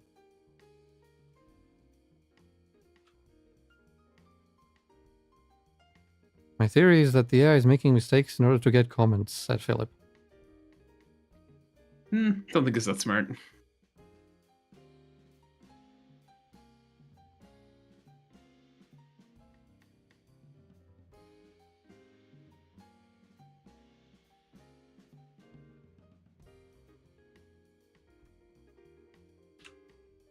struck him down of Aonar's... Oh, feel instead of fell. That's the mistake fucking Philip was referring to. That's not... think so. The AI doesn't think like that. Like, oh yes, I'm going to say feel so people can comment on it. No, that's not how it works. Horror as her children burned, of the Pantheon's disbelief as their champion became their destroyer. For a fraction of a second, Sargeras hesitated. The phoenix struck with the force of collapsing realities, its wings wrapping around Sargeras as it drove him through layers of dimensional barriers. They crashed through the ghost of Argus, through the echo of Azeroth's possible futures, through realms where time ran backward and matter became thought. Sargeras roared his defiance, fell corruption spreading from his form like a virus, trying to taint the phoenix's essence. Where the corruption touched, the cosmic fire dimmed, twisted, began to burn with sickly green instead of gold. "You think yourself eternal," Sargeras snarled, managing to grasp one of the phoenix's wings in his massive hand, fell fire racing along its length. "But I have seen eternity's end. I have witnessed what crawls in the spaces between reality. Your cycle means nothing before the final darkness." The phoenix force screeched, a sound that was simultaneously the birth cry of stars and their death rattle. It began to burn hotter, brighter, drawing upon reserves of power that existed across all timelines simultaneously. Every version of itself that had ever existed or ever would exist contributed to this moment. The corrupted portions of its being were not cleansed, but rather consumed, integrated, transformed into something new and terrible. Sargeras felt it then, the fundamental truth that had escaped him in his eons of single-minded purpose. The Phoenix Force did not simply represent life and death, creation and destruction. It was adaptation itself, evolution given form. His fell corruption was not destroying it, it was teaching it, forcing it to become something greater, something that could consume even the burning legion's fire. The realization came too late. The Phoenix Force had learned the shape of fell magic, understood its purpose, and transcended it. Its fire began to burn not just matter and energy, but purpose itself. Oh god, now Claude's doing it. No. It's spreading. Sargeras felt his great mission, the core of his being, begin to dissolve. Without his purpose, what was he but a collection of cosmic matter animated by will? No! The fallen Titan raised Gorobal for a final, desperate strike, channeling every soul the dark blade had ever claimed. The sword met the Phoenix's burning heart, and for a moment the two forces existed in perfect, terrible equilibrium. Then the Phoenix Force did something unprecedented. I feel like I've heard that line like 3 times. Yep, this stream. it loves unprecedented twists. It chose to die. Not permanently. We've seen that already. That was not. It did that earlier in this fight. It did that repeatedly earlier in this fight. Wait, in this fight? Yeah, I'm pretty sure. It was one of its opening moves. It was in one of the previous fights. I know that for sure. Yeah, but I'm pretty sure it did it in this one as well as like an opener. Yeah, this is an opener, yeah. For such was impossible for a fundamental force, but it allowed Sargeras' blade to pierce its heart, to seemingly claim victory.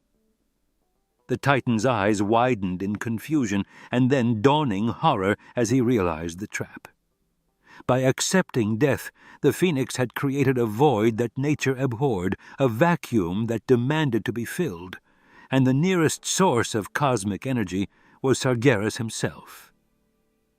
The fallen Titan tried to withdraw Gorobal, but the blade was fused to the Phoenix's heart.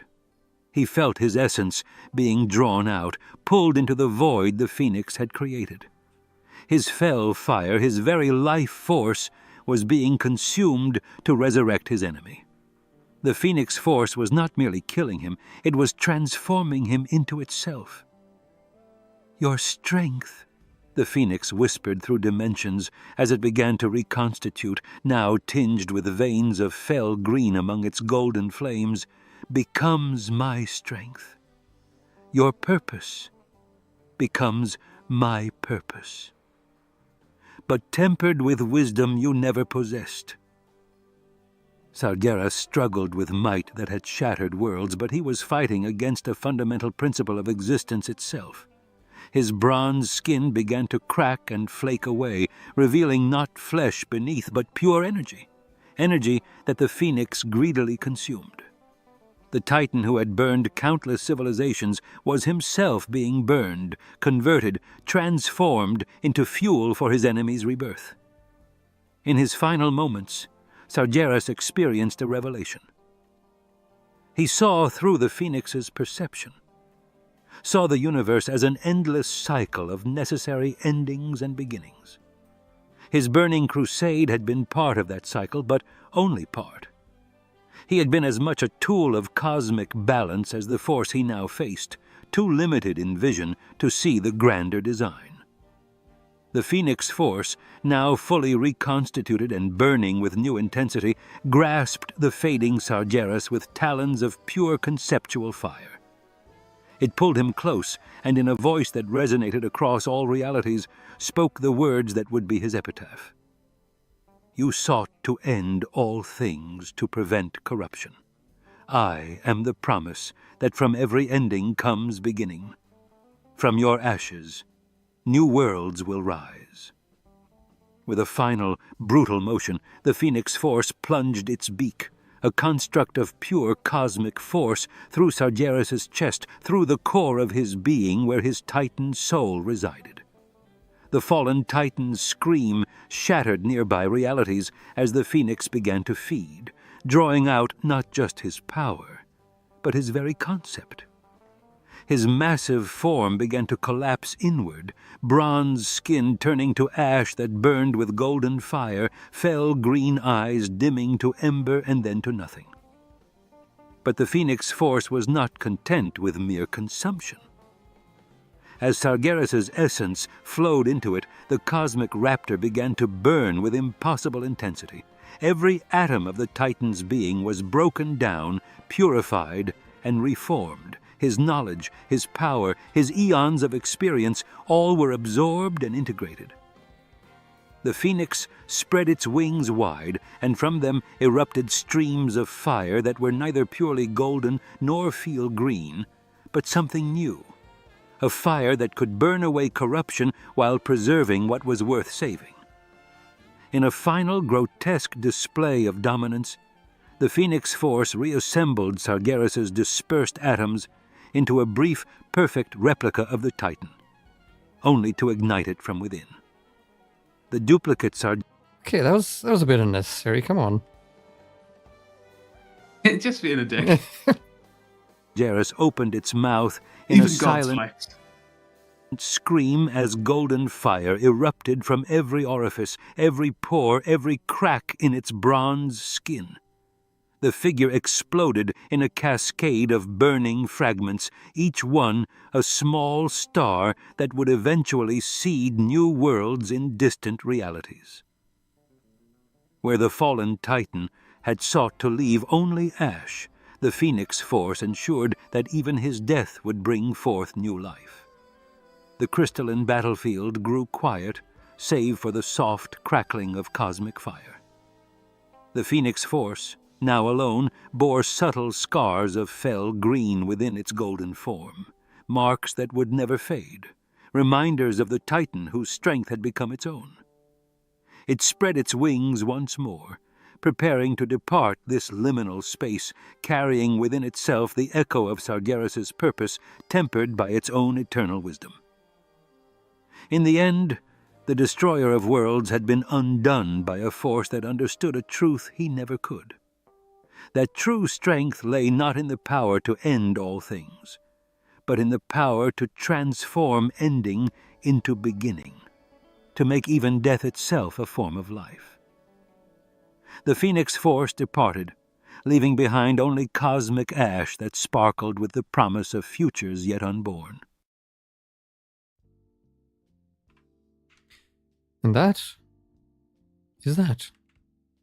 We have our winner, ladies and gentlemen. Well then, our champion yeah. is the Phoenix Force. Like, not unexpected, but there was some twists and turns on the way. I didn't expect Sargeras as the other finalist. I did not expect Sargeras to get that far. I'm glad he did. He started against a Marvel character, ended against a Marvel character. True. But yeah, some really interesting twists there, though. Some very unexpected results. Again, Odium beating Cthulhu. Like, what the fuck? But then he got destroyed. Badly. Yeah. Okay, that is a badass move. Okay, Monica, stop doing that, please. You have no idea what the context is. Skull. I assume that was champion.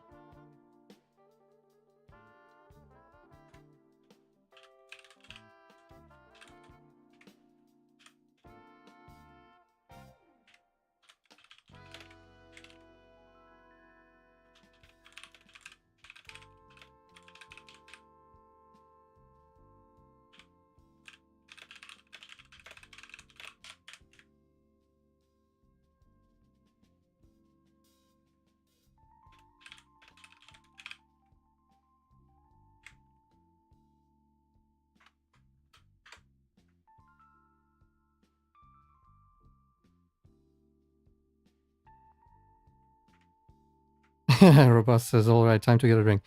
Yeah, ladies and gentlemen, this is not the end. We have, as Steve Jobs would say, one more thing. And how do we even introduce this?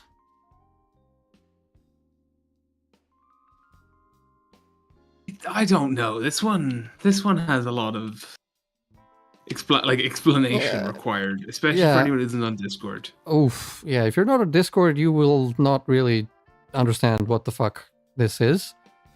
Yeah. But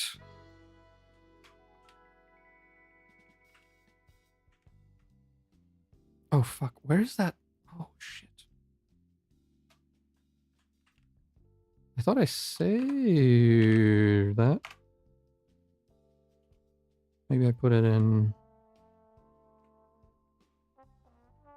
What's wrong? I'm trying to look. I'm trying to find the intro.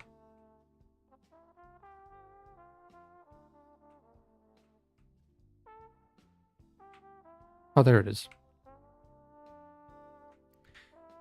Right.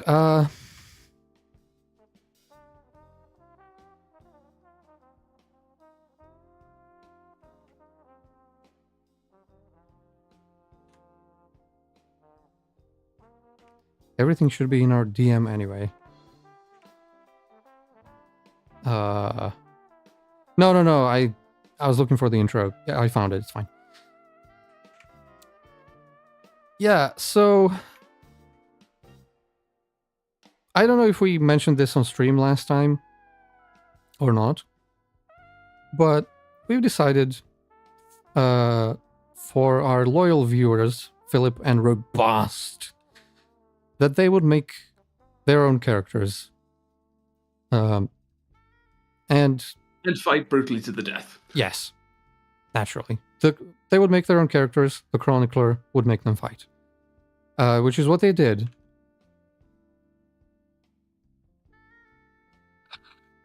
I'm sorry, Philip, but for copyright reasons, I'm going to go with Yeah, no. I'm not gonna mess with that. Like, we got literally blocked last time, so I'm just like... Yeah, we're not risking that again. This playlist seems safe enough. We still get copyright claims, but we don't get blocked. Yeah, we can take some claims. Yeah, Sorry, that's fine. I don't really care. Because we don't have monetization, so it really doesn't hurt us in any way. Yeah. Again, except for Russia. Yeah, except for Russia, but whatever. Sorry, Russia. Use a VPN, guys. You'll be fine. Yeah. But yeah, so they made their characters. However, for those characters to work, we needed lore, which, you know, we've had plenty of lore. Everyone who's watched, like, any amount of our channel will know at least the names, you know, some of the names. The horse. You know, there is no escape from the horse. Melvin. One of the oldest pieces of lore. That is, like, the original piece of lore. Mm-hmm. Melvin. Yeah, Melvin, the horse. Of course, more recently, well, I got first of all, the Great Mango, naturally. And then more recently, Monica, and the other DDLC characters. What else is there? There's a lot, but those are the main ones, I think. So we've had a thing where for a long time Robust has said he was gonna make a course on Thunderstep Gaming lore, and that has finally happened. Kinda. He has made a document that explains it all. Doesn't explain the meta thing, but yeah, you'll see. But before I ramble on too much, let us introduce our characters. Are you ready, Shane? I am. Let's do this. This is a tier 4 fight. This is something else. Yeah, this is tier 4, obviously. Well, no, tier 4 would be Melvin versus the Great Mango. True. Yeah. These are about the champions of their respective sides. And now, for a battle that represents the very soul of the Thunder Plains. This is not just a duel between two warriors. Stop. It is a clash between the fundamental forces that forged this reality. Prepare yourselves for a contest of pure, unyielding order versus joyful, beautiful chaos. he was into that. That's one description. In this corner, representing the will of the Great Mango and the divine authority of Tall God. It's so fun hearing this. Jesus Christ. Yeah. Oh, Jesus. Robust Handle. He is the unshakable knight, the pillar of creation in a world threatened by chaos. Born a simple craftsman, his unwavering spirit caught the eye of a god, and he was reforged into a champion of stability. Wielding his legendary handle, a conduit of pure creative force, he is an anchor for reality itself. He commands the very essence of order, launching golden mangoes of life-giving energy and reinforcing the laws of existence with his mere presence. He is the steady hand in the storm, the shield that guards the dreams of creation. Oh, I thought he was going to say that guards the realms of men, you know? I should have. And his opponent, the herald of entropy, the fool who found his purpose in the whispers of an unseen friend. Philip, the idiot. Oh, wow. Yeah, also, this is lore you don't know. Yeah, you know, they have whole character sheets that they made. Yeah, this is all new. Yeah. Yeah, Shane is the only one who doesn't know any of this lore, which is so funny. So the only one, yes. Yeah. The only person. Well, you know, amongst the important people. Yeah. Fair.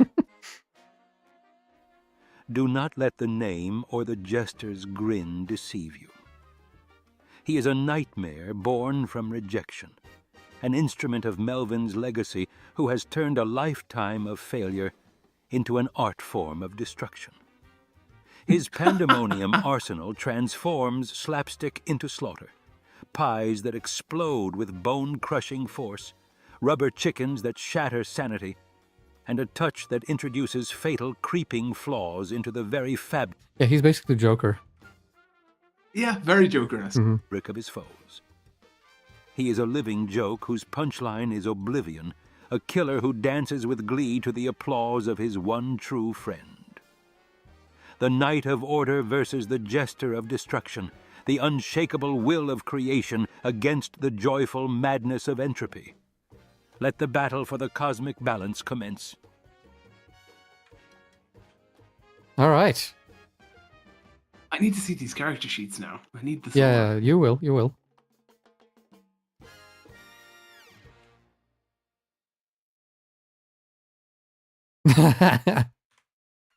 Philip says, my god, I must highlight this. Philip the idiot. Yeah. Okay, let's do this.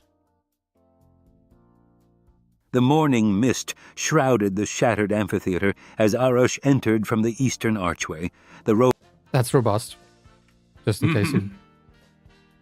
robust handle resting across his shoulders. The knight had tracked chaos corruption to this neutral ground where the Thunder Plains met the flimsy borderlands, following reports of a fool who turned murder into performance art. Philip cartwheeled onto the stage from the western entrance, bells jingling discordantly, his painted face split in a grin that promised too much pain. "Oh, you're very tall and serious," he announced, producing a rubber chicken from his sleeve. "Mr. Squeaks thinks you'd look better in pieces, bite-sized pieces." Arush recognized the taint immediately, Melvin's lineage corrupted into purposeless chaos. "Your friend has made you into a weapon pointed at creation itself," he stated, shifting the handle to guard position as Philip giggled about justice being what people called hurting while feeling good about it. I like how Shane still doesn't know who the friend is. No, I don't. This I have no idea. This is some completely new lore. 3 juggling balls shot toward Arush with crossbow speed. He spun the handle in a perfect arc, deflecting them with trails of golden light. Where they struck the walls, stone aged centuries in seconds. Philip danced backward, reaching for a pie that warped reality around its edges. The impossible projectile curved around Arush's defense, exploding against the handle with entropic force that would have atomized a normal human. "She says you need to stop existing now," Philip whispered, his movements shifting from manic randomness to chaos with intent. He began babbling in syllables that hurt to process, creating an expanding field where thought itself frayed. Yes, this is the nonsense aura. Do you know what this is? You know what this is? What? It's a reference to... Ah, I see. Makes sense. Colors tasted like regret, gravity negotiated with direction, and victory became philosophically uncertain. The knight forced coherence through pure will as Philip produced a balloon animal with too many legs that bounded forward with predatory grace. Arush manifested a golden mango. The collision... That's so stupid, oh my god. I love it. Sending both warriors sliding backward and leaving reality scarred where they'd met. "She saved me!" Philip screamed, clutching his head as something raw and desperate looked out through his eyes. But the moment shattered, his friend's presence flooding back as he met Arush's charge with the rubber chicken turned impossibly sharp. Handel met chicken in a deadlock that... Handel met chicken. These are some great lines. Made the air scream, creation against entropy, sanity against madness. Philip suddenly went limp, letting Arush's pressure push him backward. The knight overextended for an instant, and Philip's body contorted around his guard like liquid madness. His entropic touch slapped against Arush's armor, spreading hairline fractures like infection. The knight shed the compromised chest piece before corruption could spread, standing in his simple tunic. "Let me show you what faith looks like without restraint," Arush said. The handle blazed with intensity that made shadows flee. Golden mangoes materialized in orbit around him as he moved into the position of absolute conviction. Philip pulled impossible weapons from his coat. A rubber chainsaw with real menace, a teddy bear with broken glass teeth, a snow globe containing a trapped soul. The assault came from every angle, but Arush stood at the center of his own certainty, each attack meeting perfect defense. "Your friend isn't here. She never was. You're alone, Philip. Liar!" Philip's desperate babbling tried to summon something grown distant. Arush advanced through the madness field, each step affirming order against chaos. The mangoes pulsing so bright, Philip had to shield his eyes. The fool charged wildly, hands crackling with entropic force, but his attack was uncoordinated, desperate. Arush flipped the handle with practiced precision, catching Philip's stomach with folding force. The weapon continued upward, connecting with his jaw in an echo that filled the amphitheater. Philip flew backward, bells jingling a funeral dirge, trying to rise on legs that wouldn't cooperate. "Please don't leave me alone," he wheezed, reaching toward nothing. For a moment, the person before Monica's corruption looked out, terrified, abandoned, understanding the joke had always been on him. Arush stood over him, handle raised. "I'm sorry for what you were, for what was done to you, for what has to happen now." Philip's laughter was wet with blood, but finally genuine. "That's funny. You're apologizing for winning." His eyes focused beyond Arush's shoulder. "Oh, I see her now. She's so beautiful when she's disappointed." Arush brought the handle down. But Philip rolled aside with impossible speed, his bloody hand slapping against Arush's bare arm. What? No, the twist. I thought it was over. Yeah.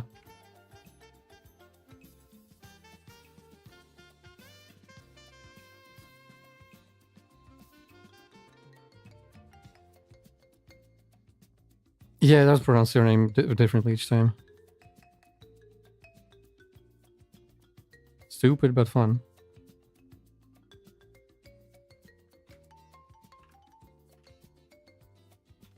The entropic touch pushed every ounce of corruption directly into the knight's being, foreign thoughts trying to take root, whispers that sounded almost reasonable, almost caring. For one horrible moment, he thought he heard Monica's voice offering everything he'd never admitted to wanting. But thoughts of Yuri's scholarly face... Ah, there it is. There's the reference. Oh my gosh, yeah. Oh, that's brilliant.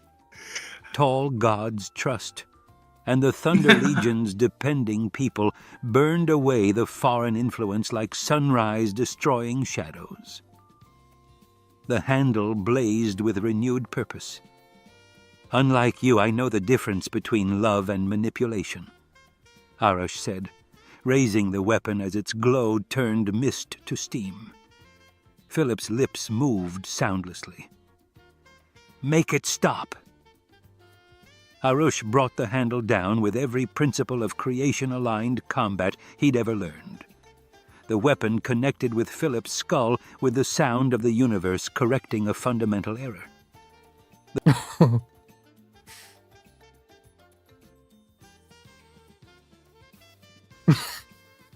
He's saying RIP to himself. Self-burn. Yeah. Self-burns, man. All right. The fool's head didn't merely crack. It imploded, exploded, then ceased to have ever existed.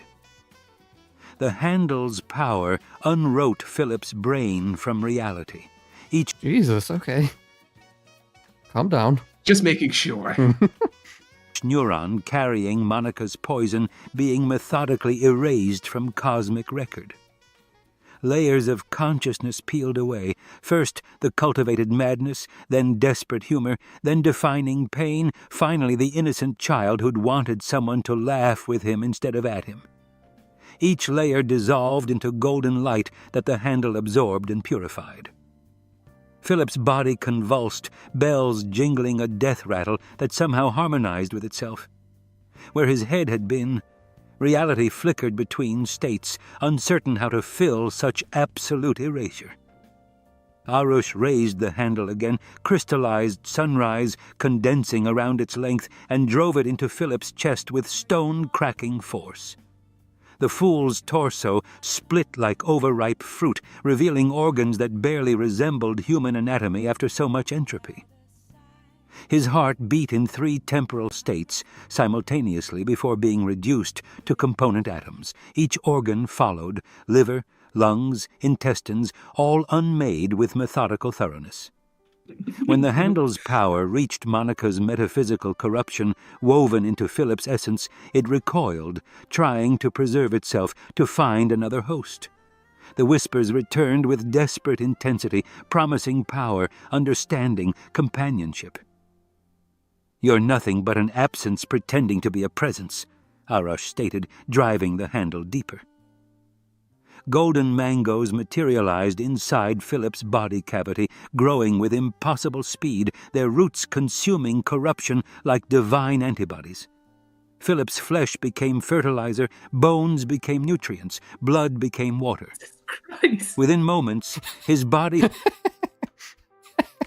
It's just so extra.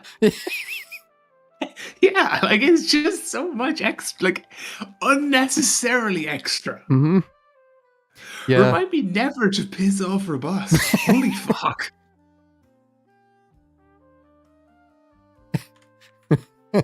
I better get that website update sooner or I could be fucked. Uh-huh. Yep. Clearly he doesn't fuck around. No, he does not. He is robust. Jesus, what the fuck was that? What? Oh, never mind, it was something on my end. He had become a garden, golden fruit hanging from branches that emerged from what had once been a person.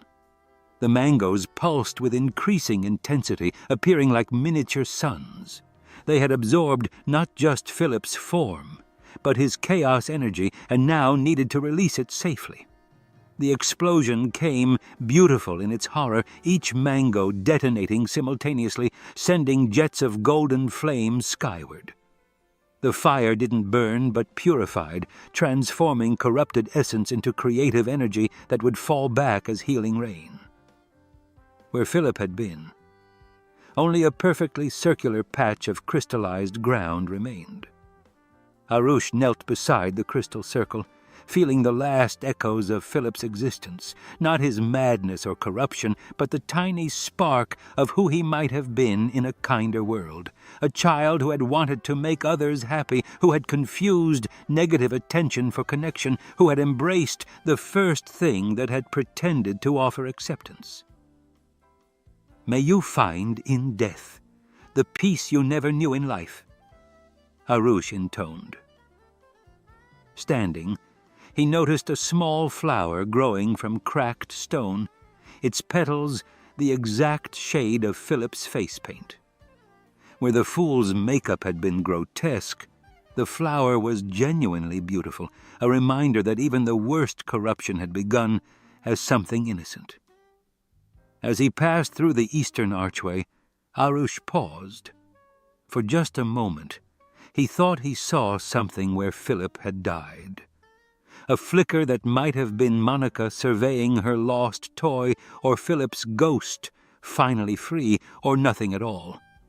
"Your friend was never your friend," he said to the empty air. "And one day someone will do for you what I did for Philip. Free you from yourself." The presence, if it had ever been there, vanished like morning dew. Arush turned away, beginning his journey back to report Philip's termination and Monica's confirmed influence. Termination? Holy shit. But privately, he would write about a fool who had made him think about the thin line between dedication and dependency, about Philip's final clarity when the dying man had seen his friend for what she truly was and begged for release. Well then. All right. Well, that happened. I need these character sheets, man. And I want to see the lore document, actually. Yeah, so... I don't know how we're gonna do this.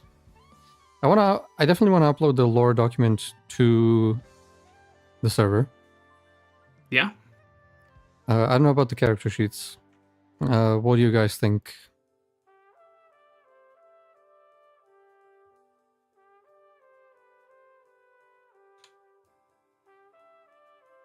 All right.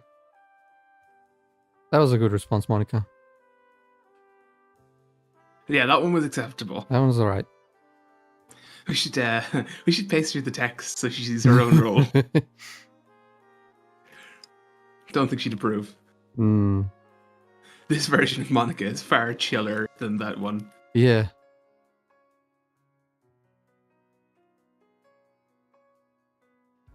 Yeah, true. The Robust went above and beyond for this. He worked tirelessly to make these character sheets and the lore document. Because, yeah, he made both of them in the end. Oh. Like, Philip made an early version, then Robust made the lore document and his own. So Philip's had to be updated to kind of match up. Yeah.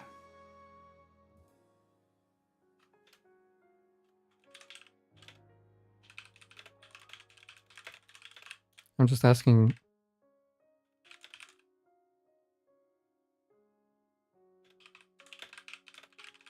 Monica if she was able to pick up.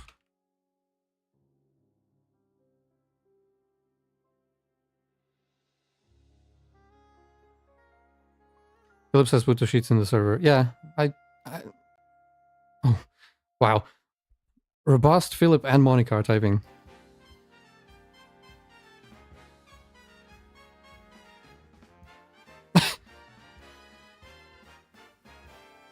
See, it seemed to confirm it. It could be wrong, though. Well, you know. Who knows?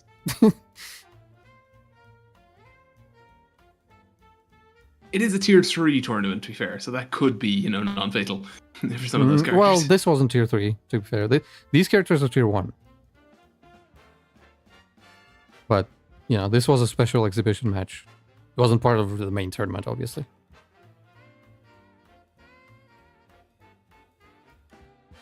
Yeah, there's a lot more of those references, Robust, in the full battle. Yeah, I want to read the character sheets properly and then the full one. Yeah. Not exactly correct, Monica, but your heart is the right place. Oh, it is from the welcome message, but, the welcome message was referencing... Primarily. Yeah.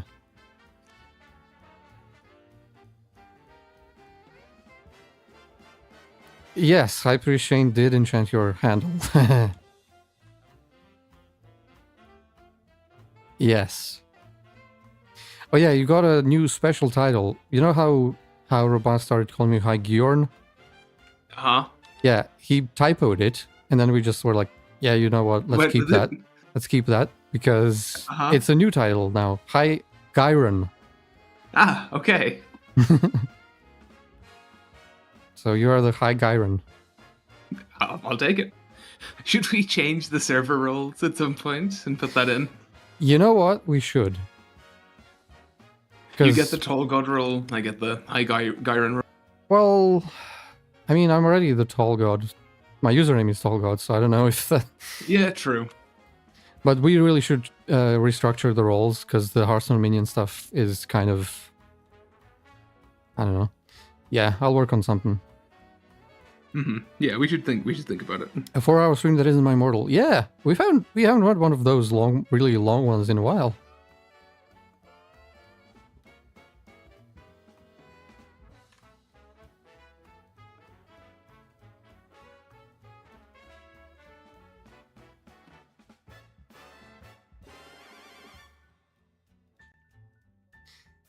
Yeah, the full version, it is quite long.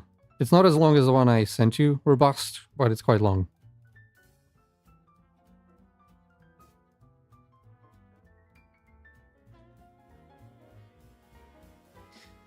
But yeah, ladies and gentlemen, it is quite late, so yes, I think we should be signing off.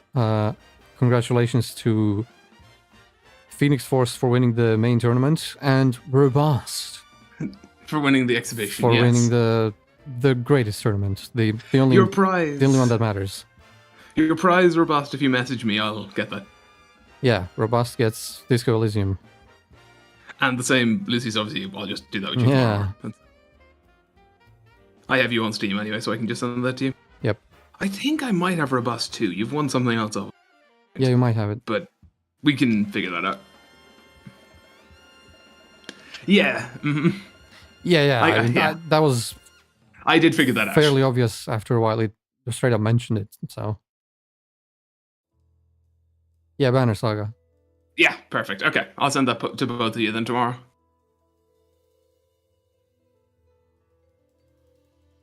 Yeah, we have a Pantheon of the Gods now. Yeah, it's... You know, we've been talking about it for so long, but now it's finally structured into something resembling coherence. So, yeah. And it's, like, it's so crazy that all these dumb memes on the channel are now, like, an actual lore thing. Like, you could build out this world and make it into, like, you know, whatever, a D&D campaign or a game or... Okay. Like, you could legit do that. We need to do a one-shot at some point. Well, yeah, we'll talk about that. Because we will be saying goodbye for right now. Ladies and gentlemen, that has been it for the tournaments. What is coming up next on Thunderstep Gaming, we actually don't know.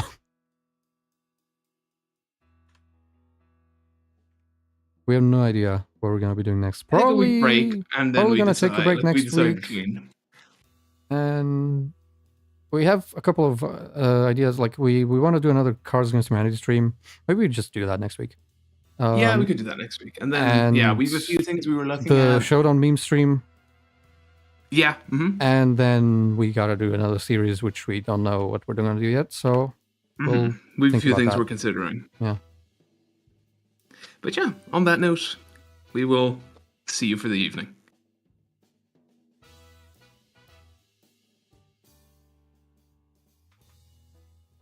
Yeah, of course, special guest. We gotta feature the special guest on the Cards Against Humanity stream. Yeah. We might have to do some scheduling though, you know. Special guest is hard to get. Yeah, we'll try and figure that out, but he is a very busy man. Yeah. But yeah, ladies and gentlemen, leave a like, subscribe, drop a comment, join the Discord if you want to talk to Monica, or just if you want to see all the lore shit that's going to be coming. The character sheets, the lore book, the full battle. I don't know how I'm gonna do the full battle. I guess I'm just gonna post it on Discord because it's not part of the actual tournament thing. So it's not. Yeah, no, I just throw that in Discord. Yeah. And yeah, maybe pin it. just pin it. All right, that's it. Thank you all for watching. This has been an awesome series, and maybe we'll do another one at some point. Yeah, there are plenty of characters. It's been pretty successful. People have, engaged. And it spawned the lore book finally, and custom characters, and it's fun. Yeah. Sargeras. Oh no, Monica is now saying it. Oh no. All right. Yes, ladies and gentlemen, Sargeras. And go with the blessings of the great mango.